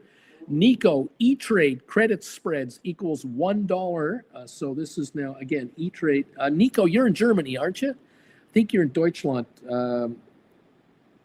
So this is a little different here. So Nico is telling me that E-Trade. Still, it's interesting to see what they are. Oh, I need to know. Credit spreads, $1. And covered calls are 50 cents. And of course, a credit spread is two contracts at a time. So that would make sense. $1 versus a covered call is just one trade at a time, one option at a time, or 10 or 20. So it's 50 cents each. Makes sense. Richard Carlin, good morning, Auntie Jen. Luca is in Sydney, Australia. Ciao, Luca. Ciao, Luca. And I wanted to show you. I want to show you something if I can. I don't know if I can. Can I show you this? Can I? There we go. There. I don't know if I can show you this. I might be able to. Well, actually, I'm going to have to. I have to show you later. He sent photos of the Opera House and the bridge in Sydney, Australia, to us. Is that Beautiful. the bridge that you can walk? Yes, the one you can walk over. Yes. The one that I will never walk over. No, neither would I. So the one at New Year's Eve with all the fireworks on it? Yeah. We see it every year. Yeah, absolutely. I don't understand those people. Thank you, Lucas, so much for this. Okay, Tom, Quest Trade. Yes, $1 in and $1 out. Thank you, Tom. Okay, yeah, $1 in and $1 out. Okay, fantastic. This is helpful to say the least. Are they finding that their platforms Nico, are USA. changing? They're what? That they're changing, that as there's more and more competition because there's more and more online platforms. Well, that's what I've asked this morning. Yeah. I've asked if anyone. Have your costs come down. Yeah, I've asked today the poll question, have your costs come down? And I've noticed 243 votes, 84% say no. Really? Yeah. Only 16%. I just about said a bad word. Well, there you go. Like, holy crap, right? Yeah. Or something like that. Something like that. 154 thumbs ups. Thank you, everybody. Wow. Thank you for the thumbs up. Charlie, Quest Trade fees are the same in Canada too. They were dropped just last week. Ooh, all So, right then. okay, All right interesting. Because Good they, morning, you know, Auntie Jen, Stewart. Good competition. morning, Luca. Ciao, Thanks, Bella, Stewart. baby. Ciao, Bobby, ciao. Quest Trade spreads. 10 went from $20 in and out to 15 at Quest Trade spreads. What? So They went Bobby, up? I think, is Canada. I think Bobby is Quest Trade Canada. Okay, so you have to bear with me here. You're not telling me the country, so I'm guessing where you are. I know Bobby is Canadian. But he's So saying the cost went up? no, down. Quest, Oh.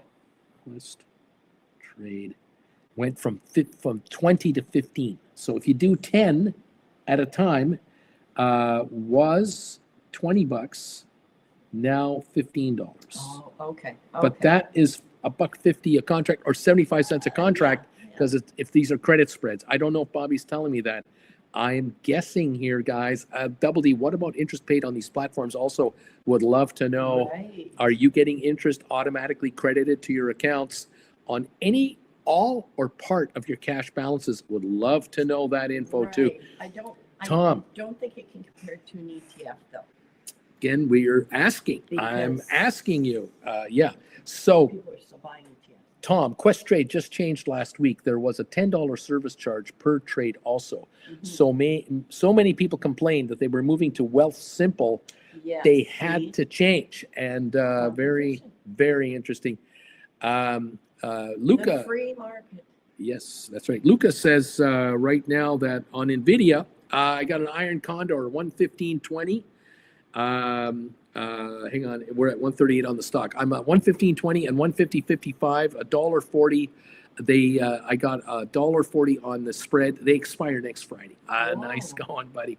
Yes, Nice that's a going. good spread. And 115, 145. Yeah. out, get Yeah. out there. Yes, Bobby, YouTuber Canadian in a T-shirt, does a video comparing brokerages in Canada. Tom, Bobby, have you paid the premium membership for Quest Trade? Question, Bobby, of course. Bobby, Tom, Luca, earnings next week. Be careful. And Yeah. I have a suspicion he'll be out before the earnings come out next week. I'm guessing. Let me know, kids, what are the fees that you're being charged by your brokerage firms? And what's the interest policy? Are some of you getting interest on any and all of your cash balances? None of it? What have you done to generate interest income? What? See, I bet someone has put a chart up that you could see online that compares them all. You know, you have all these consumer report people that do comparisons. I'm sure there got to be something somewhere. But what you are being charged and what counts. They're coming down. I want to know from traders what they really are being charged. I don't want to hear well, they say their fees or something. No, what are your fees? When you write 5 or 10 or 20, what are you paying? What's the cost? Is it per contract? Is it just per trade? Is there no commission on the way out? What's the deal? That's what I'd love to know. Just so that we have, I'm writing this down to see if we can track it. When you're doing it on a platform on your phone and you are not requiring the services of a broker. Right. It shouldn't cost you too much to do that. It shouldn't. Yeah. But these guys are in business to make money. Well, exactly. And you have to support the platform. You have to pay for all of that. But are some of you paying a monthly fee for an advanced live trading? Are you getting live trading quotes on options with depth for a special fee per month, and then you get the better commission? Let me know that. I'd see them doing that too. Let me know that. What do we got here? Bobby, yes, you are correct, Uncle Bruce, on credit spreads and in Canada. B. Tizzle, Tasty Trade US is $1 a contract, capped at $10 per leg. Makes even small credit spreads valuable when done in volume. Then regulatory fees are about 12 cents per contract, no cap. So it sounds like it might be so what was the dollar for? Hang on. Tasty Trade. I'm just trying to write this down while I'm talking because I can't do both. $1 contract capped at $10 per leg. So are you talking about you're writing 10 spreads and you're paying up to $10 on the calls that you wrote and $10 on the calls you bought, and then you're not being charged anything on the way out? Is it just a one-way trade? Again, I need more than this. If you can help me on this, please. Yeah, there's something we're reading that wrong. That's too much money. Okay, Tuna Fish says Schwab in the U.S. 50-cent commission per contract and 2 cents in fees per contract. 4.5% interest on cash in the account. Commissions with Schwab are negotiable based on contract volume. There you go. There you go. All right, so that's 4% Schwab. interest. Way to go, Schwab. Yeah. And I know that Isn't Fidelity. It Schwab when Schwab speaks, everyone listens? Isn't that Schwab? E.F. Hutton. Oh, that's E.F. Hutton. From the 70s and 80s. I'm sorry. Sorry, Jen, you're showing your age. Schwab, U.S., 50 cents plus 2 cents. Plus per 4% interest. per contract. Yes. And is that Um, calculated and daily? I'm assuming it is, and it's 4.5% 4.5%. interest on cash. So I wonder if that's just a floating one. So what's the interest rate right now? 3 something? It might be 4.5 right now. I don't know. Beach Boy, 125 a contract, sell or buy, minimum 2.5. No fees on assignments. There you go. Beach Boy, right on. Oh, no fees on, yeah. This is Israel. Oh, no fees on assignment. So this is Israel. Yes. Very few of you are there, but yes. Yeah, Okay, 125 per contract. because being assigned is probably more work for them. Yeah. Well, yes and no. From a cage point of view, that's more work. Yeah. Well, it used to be. It's Yeah. not anymore. Okay, Bobby, membership fee for live trading at Quest Trade. Oh, okay. There you go, Bobby. They'll charge anything. I don't pay it. The person behind me will. Okay. Right. Jason Sutton, effective Jan 10, 2025.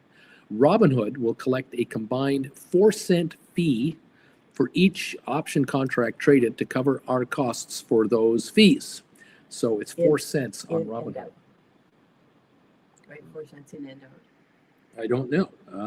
Said every transaction. Combined 4-cent fee for each contract. So maybe, Yeah. again, this is in and out. No interest on collateral, says Jason, by the way. So 04. And no interest on. So no interest, yeah. Okay.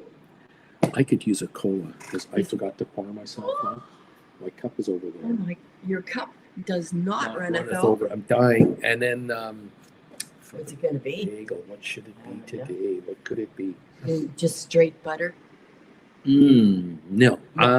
Straight Philippe's? No. No. Could it be? Could it be Could it be? ham and cheese and egg? Oh, it Is that could be that. if we have an egg? Yes, we have eggs. I could do something like that. Okay. Awesome. Oh. They saw that. Oh, did they? They just saw that. Schwab is cheaper than Fidelity, Henry wants to know. Larry, tuna fish, that's interesting. I don't get the 4.5% interest on cash balances with my account. Yeah, you've got to look into this, Larry. Check the website. I don't know. Jason, no interest on collateral, says Jason. Alberto, let's get this dinero. Beachy, Alberto, Bahama pile dancing. Good morning, everybody. Good morning, Auntie Jen from Alberto. Welcome, Alberto. Doug Moo says 0 fees from commission and or platform fees, but then they say 50 cents for index options. So what's Moo doing? Again, I don't know what you. Yeah, that's a Chinese outfit. So what's the deal on Moo? Is it 50 cents per index options? There has to be something because it costs them something to do this. Tuna Fish Larry, Beach Boy, Alberto. Oh, thank you. We've got Corinne, Fidelity, basically not upgrade, is 65 cents to sell a contract. Free to buy back. My interest is 4% currently, which changes every 7 days. Very good. Thank you for this, for letting us know. Fidelity. Okay, so that's 65 cents per contract. Okay, contract one way only, and then 4% interest, adjustable every 7 days, and that makes sense because interest rates change all the time. Thank you for this, Tuna Fish. I can't confirm the interest rate. I keep my cash invested. It could be that was the pre-buyout rate, but they don't pay interest under the new ownership. Doug Kibler, Moo, kind of confusing. Is it 50 cents or is it free? Bobby, Quest Trade exercise fee, $24.95. So if you get exercised, there you go. So yeah, so exercised fee. You have to know, $25 basically. All right, there you go. Bobby, Doug, the Canadian in a T-shirt, talks about Moo. Alberto, Charles Schwab negotiated down to 35 cents with me. So Alberto, okay, is down to he's with Schwab, 35 cents per contract. Right on. There you go. Lorraine, good morning, everybody. I'm number 163 on this thumbs up meter. Thank you, Lorraine. Bobby, I never heard of them until I watched that video. Alberto, Fidelity account at 45 cents. So Alberto. You want Felipe's or you want the other? Felipe's, I think. Yeah. Actually, no, sorry, ketchup. Fidelity is 45 cents. Okay. Thank you this so much, Alberto. Bahama Mama. Alberto. BG, lots of vodka in cranberry around here. Lots of vodka in the cranberry juice. Giddy up, baby. Nice warm weather. Turquoise blue waters, sand, palm trees. Hike. Thank you very much. Well done, everybody. Thank you for these updates. Thank you for letting us know. Please tell me, what are the commissions for your option trading? Let me know. Tell me. Okay, B Tizzle, for example, I wrote and closed 100 21 and 21 and a half put spreads on GameStop. On the open, I paid $20 in commission and $26 in fees. $1 contract capped at $10 leg and $13 contract in fees, no cap. So no closing commission, but still 13 cents a contract in fees. So other 26 in closing fees total. So, okay, I'm trying to figure this out. I wrote and I closed 100 credit spreads. All right, so that is 200 contracts going in and 200 contracts going out. That's a credit spread, okay, times 100. I paid $20 in commission to open, on the open, and $26 in fees, so that's $46. They say that, he says that it's a $1 a contract, but it's capped at $10 per leg, 13 cents contract in fees, no cap. So this I still don't quite get it. He does say in a follow-up, $72 total in commission and fees on 100 put spreads. So it cost him $72 final price to get into the trade and get out of the trade. $72 on 100 spreads, which is 200 going in and 200 going out. So that's 400 contracts, $72. Does that make sense? So that's what he's got. I'm still trying to figure out per everything. Amazing, just it's wild. B Tizzle. Yeah, no kidding. This is really something. So 100 spreads, and he was doing a 21 and 21 and a half on GameStops. So he was doing 21/21.50 on GME, a 50-cent spread on these contracts. 50-cent spread he was working. And he paid $20 in commission and $26 in fees. That's $46. And $13 contract in fees, no cap, cents. So for instance, no fees, other 26 in closing fees total. And it came out 72. I don't know how he comes up with 72, but if any of you could figure it out, I don't know how this adds up to $72. 26 and 26 is 52, and 20 is 72. $20 commission, 26 in fees, that's $46, and $13 or $10 and 13.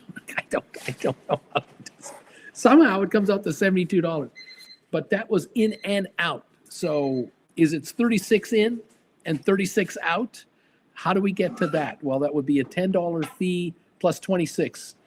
That would be 36 in. I'm 13 cents a contract is $26 in and 26 out is 52, and $10 plus $10 is 62.72. Somehow the 72 comes together, and And now he says, and again, Beatis, I thank you for this. I really thank you for this. 36 per contract on the total of 200 contracts. It works out to 36 cents on a total of 200. But you're doing it in and out. So open $20 commission plus 26 fees, close 0 commission and 26 in fees. Okay, so it's 46 in and 26 out. We didn't go there. We're not going there. We're just doing on this credit spread. So we're not doing that here. So okay. Thank you.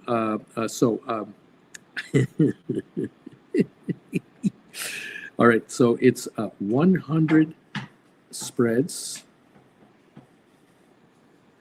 is $26 in fees plus $20 commission. That equals $46.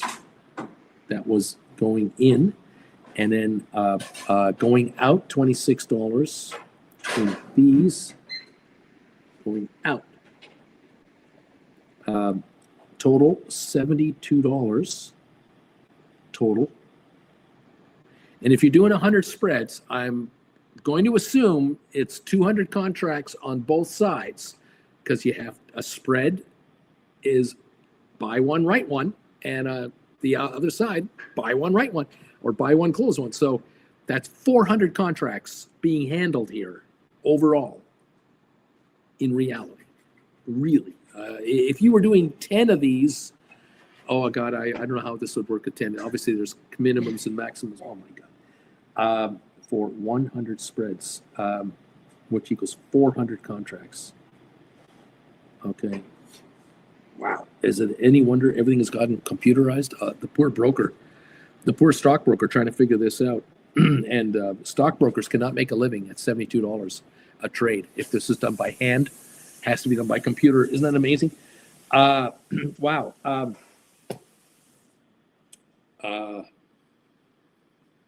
having a little trouble here trying to figure this out. I really am. You got to forgive me. I am. This age is catching up to me now. You're now looking at an old man having trouble. 72. Well, I see. Well, I'll do my wordles. You can do that. Yeah. This is. Oh, thank you so much, Jen. Thank you. No, I got one. I'm good. Let me figure this out. Is this 18 cents a contract?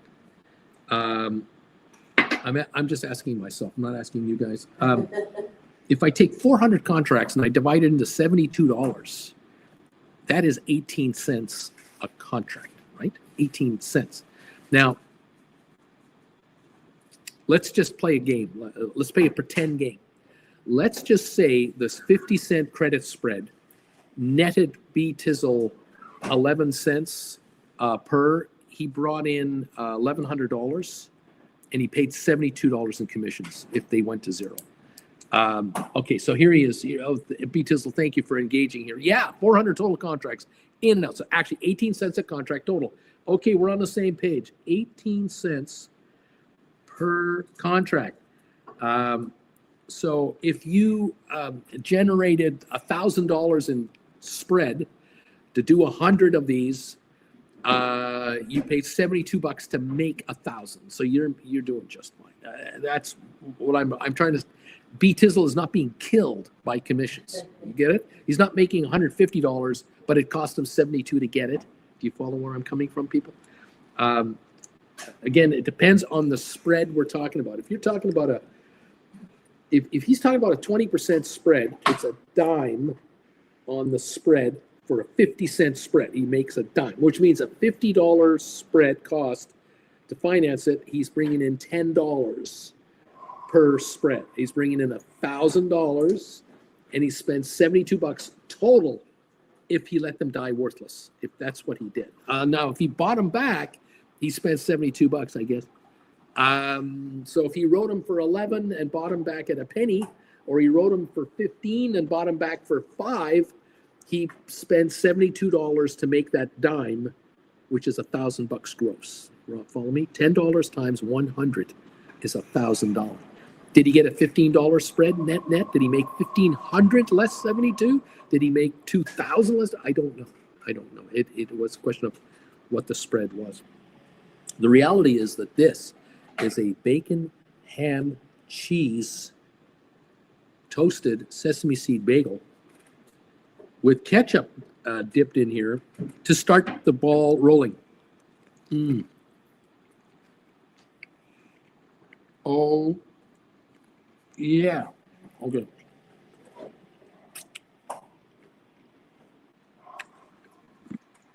Today's an education, really.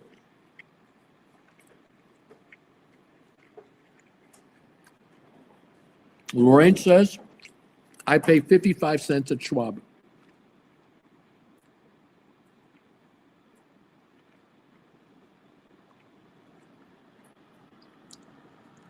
$0.55 a contract. Okay, thank you. Filling us in, everybody. Everyone's filling us in here. Well, let's keep going. What do we got here? B Tizzle, 36 cents a contract, total 200. Touch Grass, is it per contract or per order? There's the thing, Crazy for now. No one said this would be the math involved. I was told there wouldn't be any math. Okay.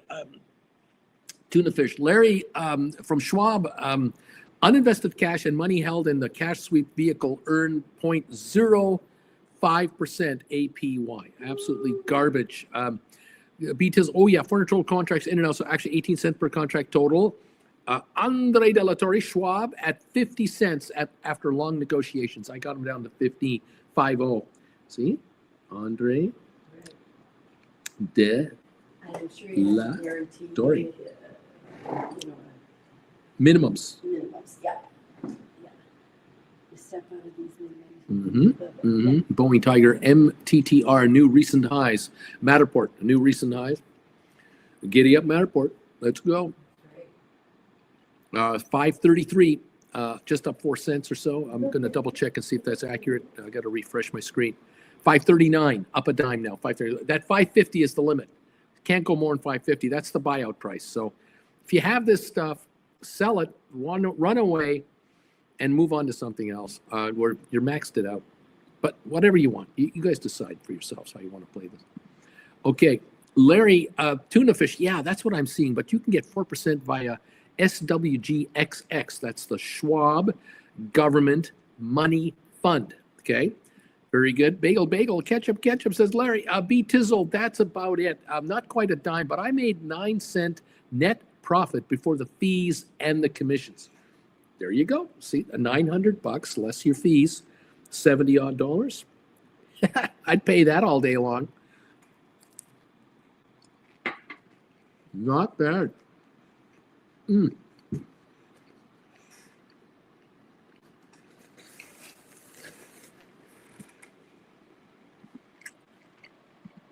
B Tizzle goes on to say, it's an old trade from a few months ago, though. Just pulled up the spreadsheet to find a random sample. Right on, man. Right on. I love it. B Tizzle, he could do a $1 spread. You can do a $1.50, a $2 spread, depending on the contract. As you know, folks, if you're trying to do contracts that die this Friday, next Friday, there are some stocks, the contracts are only 50-cent increments, the contract strike prices. So you could do a credit spread on GameStop, or a credit spread on maybe SPYs or some of these other very well-traded contracts with very slight differentials. You could have a 150 spread, for example, between a put that you write and a put you buy, or a call credit spread on something you're doing that side on, that expires in 2 days, 4 days, 5 days, 8 days. And we're dealing with small amounts for the contract overall with small credit spreads, because we're not talking about a long time and anywhere near the market. You might be $3-4 behind a GameStop trade. That's 10, 12, 15, 20% behind the market. But if your fees are low enough that you can pull off $51 credit spreads, that's a $5,000 trade. That's all that is. That's not a lot of money in the option business. You got 10 grand lying around, you can do $50 spreads, or you can do $250 50-cent credit spreads. It's a question of your tolerance, your risk level, the action you need, what you're comfortable with. Many questions. That's why you're here. Giddy up. Bobby, new estimate for earnings on Matterport, March 4th, I think. Bobby, I wrote calls for 550. If I were to buy them back, I'll lose a lot of the stock value. Just holding it till the end, whichever works.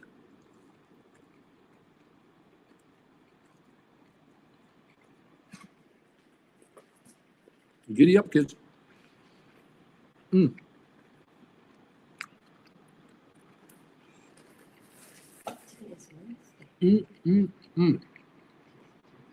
Very educational.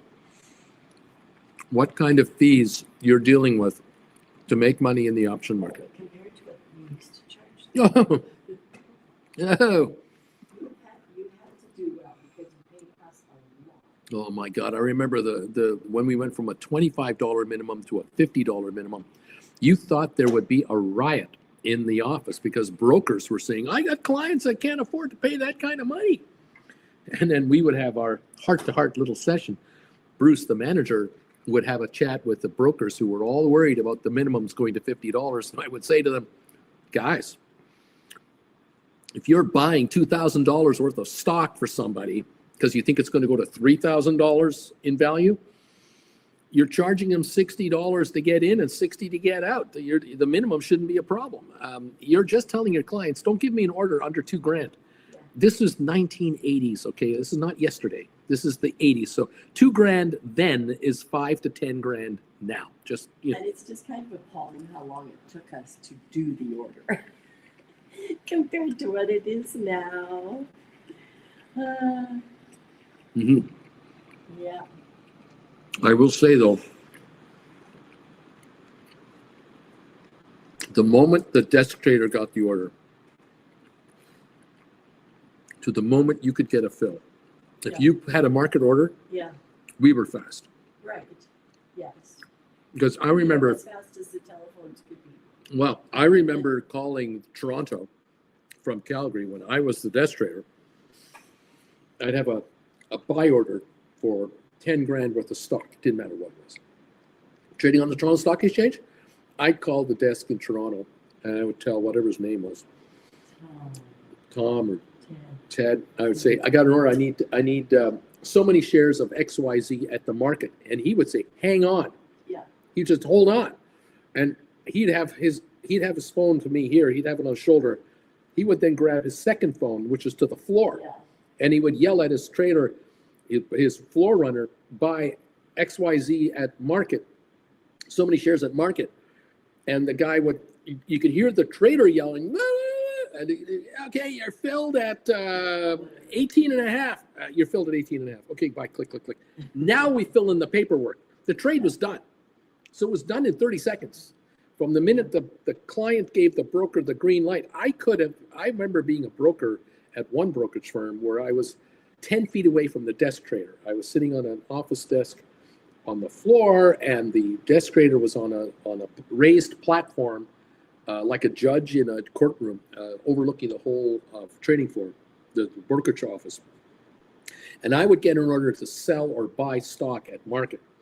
And I would look at the desk trader and say, buy 5,000 shares of Spider or 5,000 shares of Sofi at the market. They would just immediately put the order in, yell it in, get the fill, and yell back to me, filled at 1631, bought 5,000, 1631. Now I'm filling the ticket, and they're filling their tickets, and the floor exchange is filling out their tickets. It's all in writing now, but the trade is done. And that's how fast we could have been, but with options, no way. No way were we that fast. No way could we have been that fast. Not a chance. 267 viewers have answered the poll question. 84% are saying, fees aren't lower, Bruce. My fees are not lower in the last 6 months.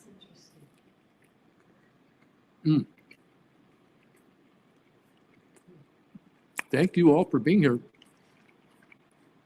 Thumbs up meter now, 173.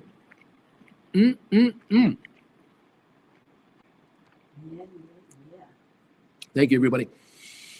B Tizzle says, for a current trade, I have 35 March 21 expiry 2022 put spreads on GameStop right now. I've got 20 to 22 put spreads. GameStop right now is trading at 26.62. So he's nicely out of the money. He's sitting on 2022 put spreads on GameStop. He received a 25-cent credit for this $2 spread. Paid about $30 in fees and commissions to open. I only need $4 or $5 to pay the closing fees. So if the spread goes from 25 cents to 20 spread, he's already now making money. From there on, he makes money. There you go. We're out of the money by $4 It's a good one. He's got 5 weeks. a month. In 2 weeks from now, the stock is $27, $28 a share. That spread is 10 cents. And he might walk away. He might go, I'm taking the dime. That's $10 times 35 times 350 net profit after commissions. What's the most he can make? Remember, getting into this trade, he's doing 35 contracts with a maximum 25-cent credit per trade, $25 times 35 times, okay? So he can only make 875 gross if he scored every penny and paid no commissions. So obviously, if these die a month from now, you might ask yourself, is this worth my time? Is this worth my money? Well, each one of these spreads required $200. If you clear $20, 20 of the 25 cents is yours. That's 10% return on your money for 1 month. Now, if you make 20 cents credit times 35 trades, you make $700 in a month. I know you can't quit your day job making $700 a month trading the options market. However, if you have 10 of these positions going at the same time, you got GameStop, you've got AI, you've got Unity, you've got Rocket Lab, you've got, name 10 stocks you can do $2 credit spreads on, similar to this, simultaneously, all expiring between this Friday and 4 Fridays or 5 Fridays or 6 Fridays from now. And you're generating 20 cents a contract times 10 or 20 times 35 each. You're talking 350 to 700 contract spreads in play simultaneously as a full-time writer. You'll have no trouble managing that as a full-time writer. You'll have a hell of a time managing it if you got a full-time job. There's no way you can do that very well. But as a full-time option writer, you can handle 10 of these trades at a time. No problem at all. And there is 700 here, 700 there, 500 here, 400 there, 800 here, whatever the spread is. You cobblestone together your dough, and at the end of the month, you go, I average $700 a trade times 30 trades this month. $21,000 in your pocket. Hello. Is anybody home? Hello. Wake up, Marty. Hello. 21 G's.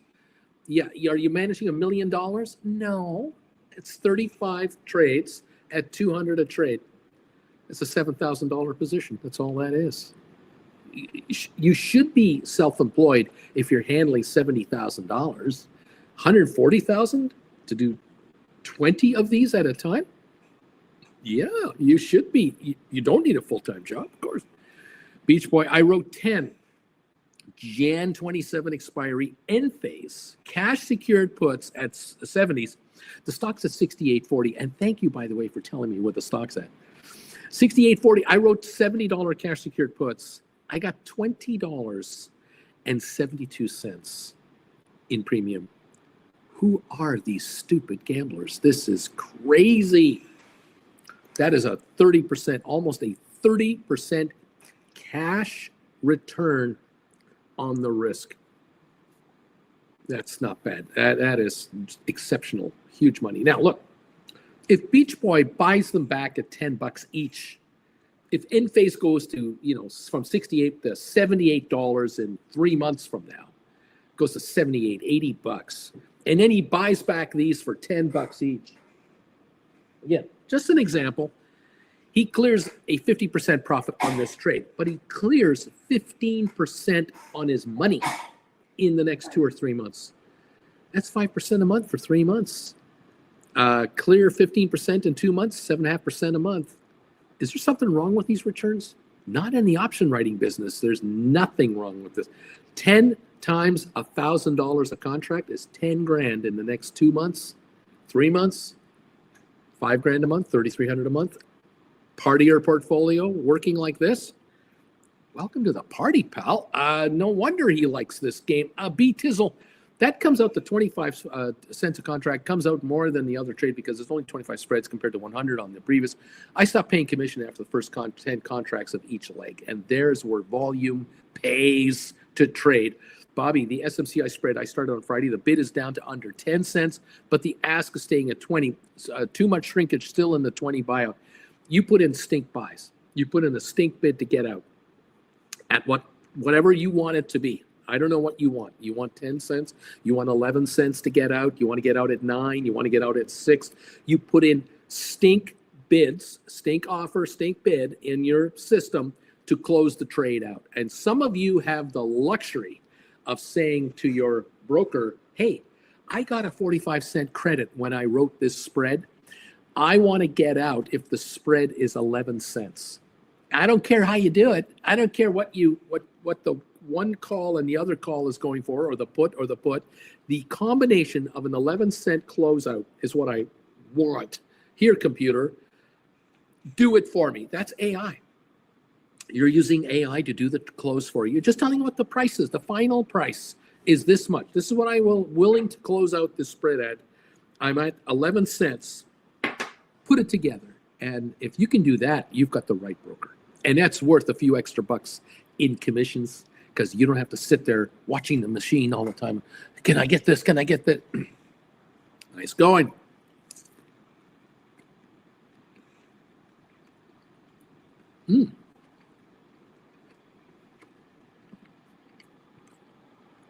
Beautiful stuff. I love this. Well done, everyone. The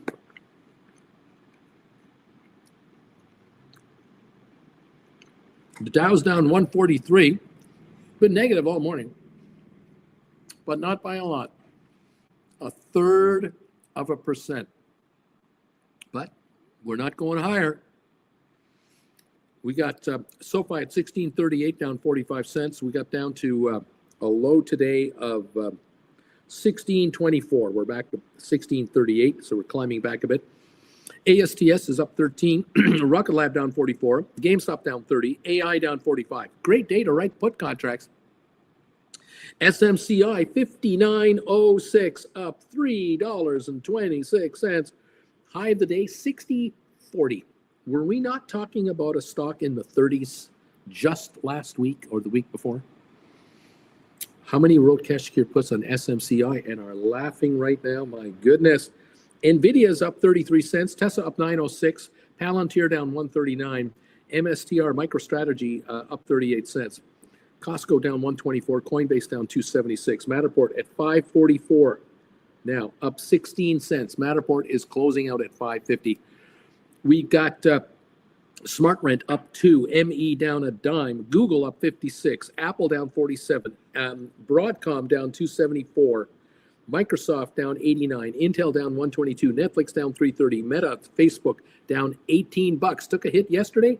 Taking another hit today because it had 18 up days in a row. Do you remember that? They don't go up all the time.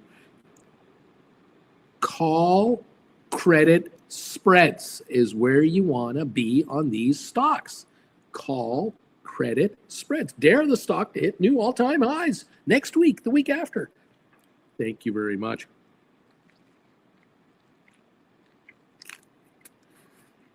Mm, mm, mm, mm, mm, mm.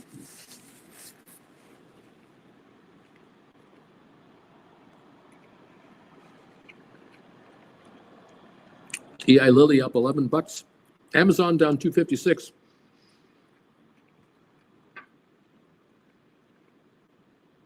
Uber down 150. Adobe down 750.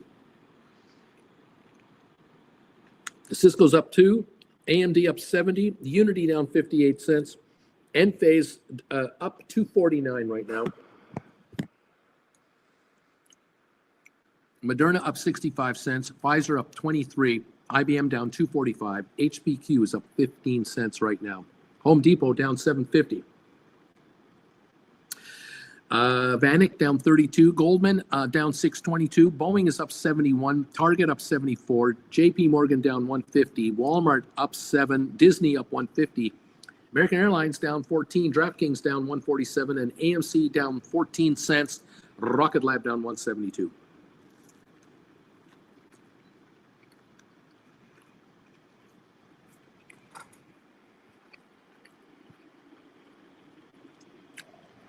Welcome to the party, call. 157 drop on the Dow. The S&P is down 9.5 points. 0.16 of a percentage point. A nothing burger. NASDAQ down 1/4 of a point. Nothing. Oil up 82 cents. There you go.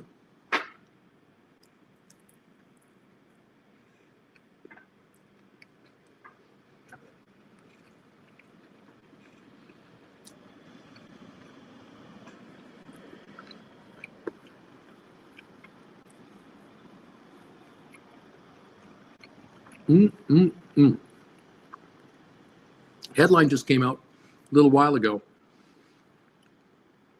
It says that Apple may have to raise the prices of their iPhones to offset tariffs, according to the Bank of America. That doesn't make sense. The President of the United States is saying that China will pay the tariffs. How can it be that Apple has to raise prices if there's a tariff? Companies always absorb extra costs and never let it filter down.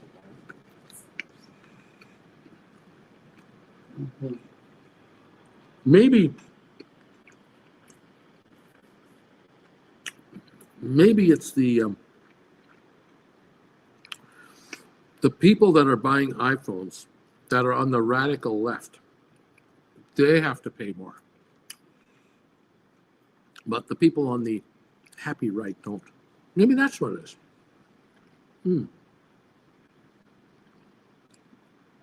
Would it be interesting if you went into an Apple store and they asked you, well, according to federal law, if you want to buy an iPhone, you have to declare what party you're registered with. If you're a Democrat, your price for the phone is this much. You're a Republican, the price for the phone is that much. But you can't lie about it because we want to see your party affiliation papers. I'm just wondering, how would you like that? Just a guy in front of a computer enjoying a bagel, asking what-if questions. Give me your papers. Who did your father vote for in the 60s? That'll go a long way to determining whether you get a tax audit or not. Okay. Thank you very much. Oh boy. Headline. YouTube now dominates TV, streaming, and even podcasts. That's an interesting comment.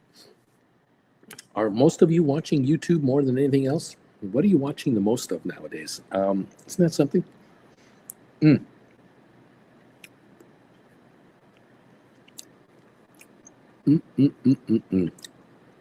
Bobby is saying here about his.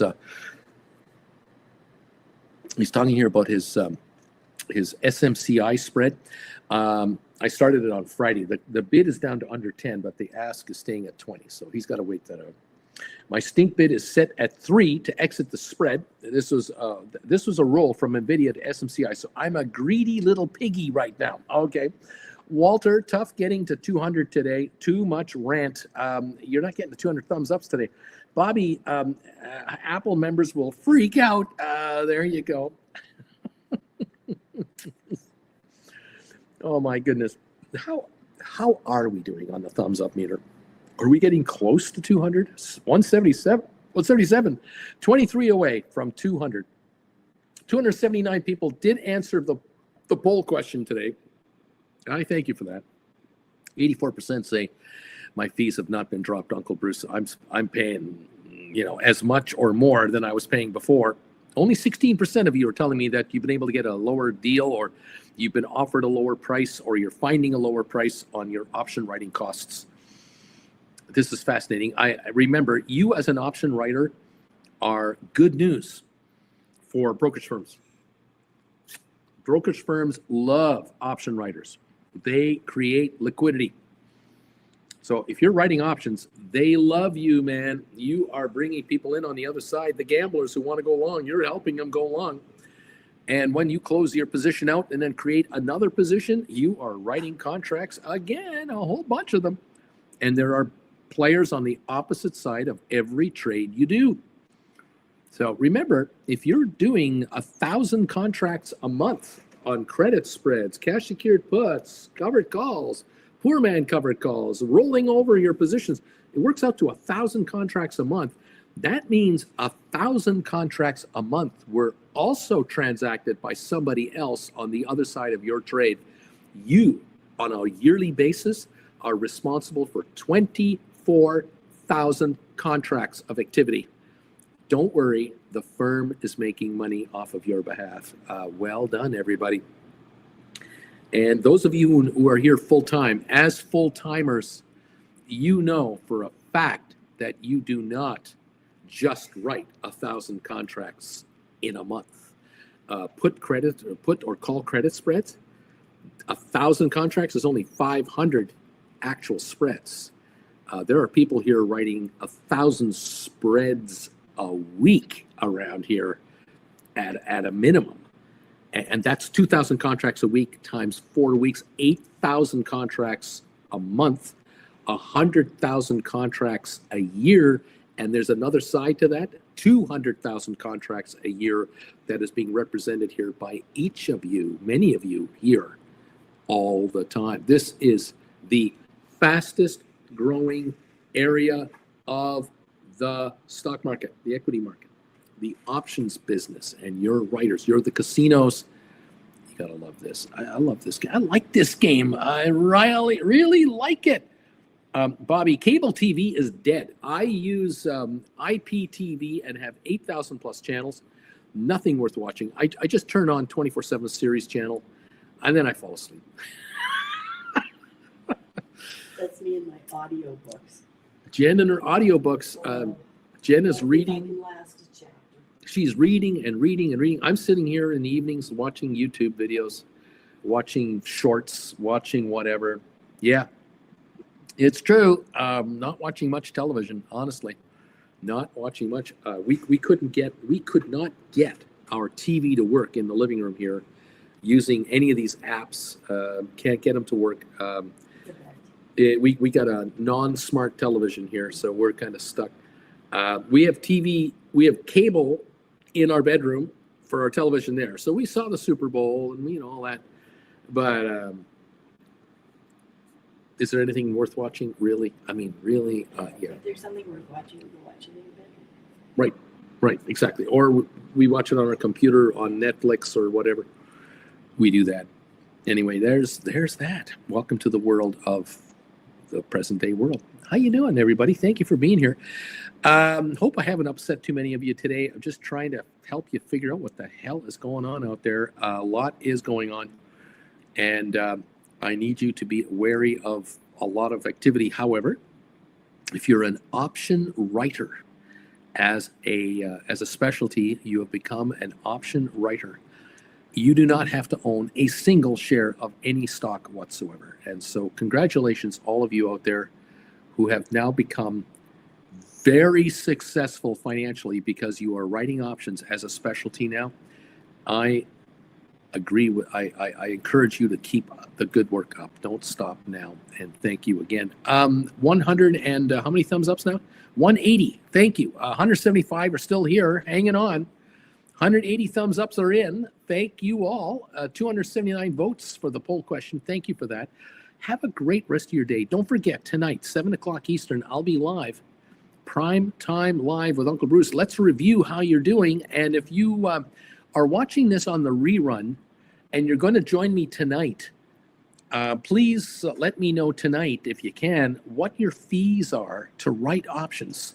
What's your brokerage firm charging you to do option trades?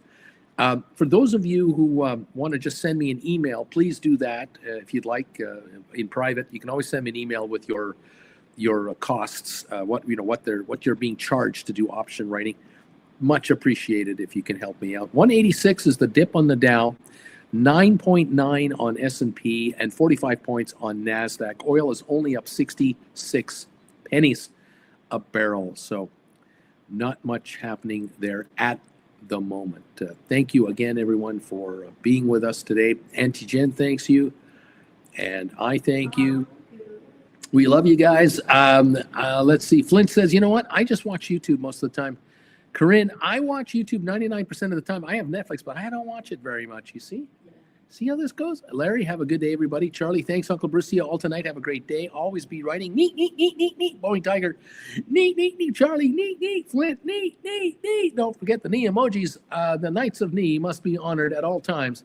Do not forget to honor the Knights of Knee. Absolutely. J-Boy Fidelity doesn't charge anything for option transactions under a certain amount. See, I love this stuff. I love to get this info so I can pass it on to everybody. Jeff Glass, neat, neat, neat, neat, neat. J-Boy, so I've got that going for me. Right on. Bobby, Amazon Fire Sticks are great for traveling. Just found out you can play Xbox games on a Fire Stick. Game changer. J-Boy, which is nice, and not having fees to pay. Corinne, neat, neat, neat, neat, neat, neat, neat. Here come the knee emojis, and comments are still coming in. Thank you, everybody, so much. Keep it going. Get richer. Please get rich. Hurry. Get rich. You only go around once. Get rich today. Don't get rich tomorrow. Thank you very much, everybody. Have a wonderful rest of the day. Jen and I are here. We'll see you tonight at 7. At least I will. In the meantime, we're both going to say in 3, 2, 1, bye.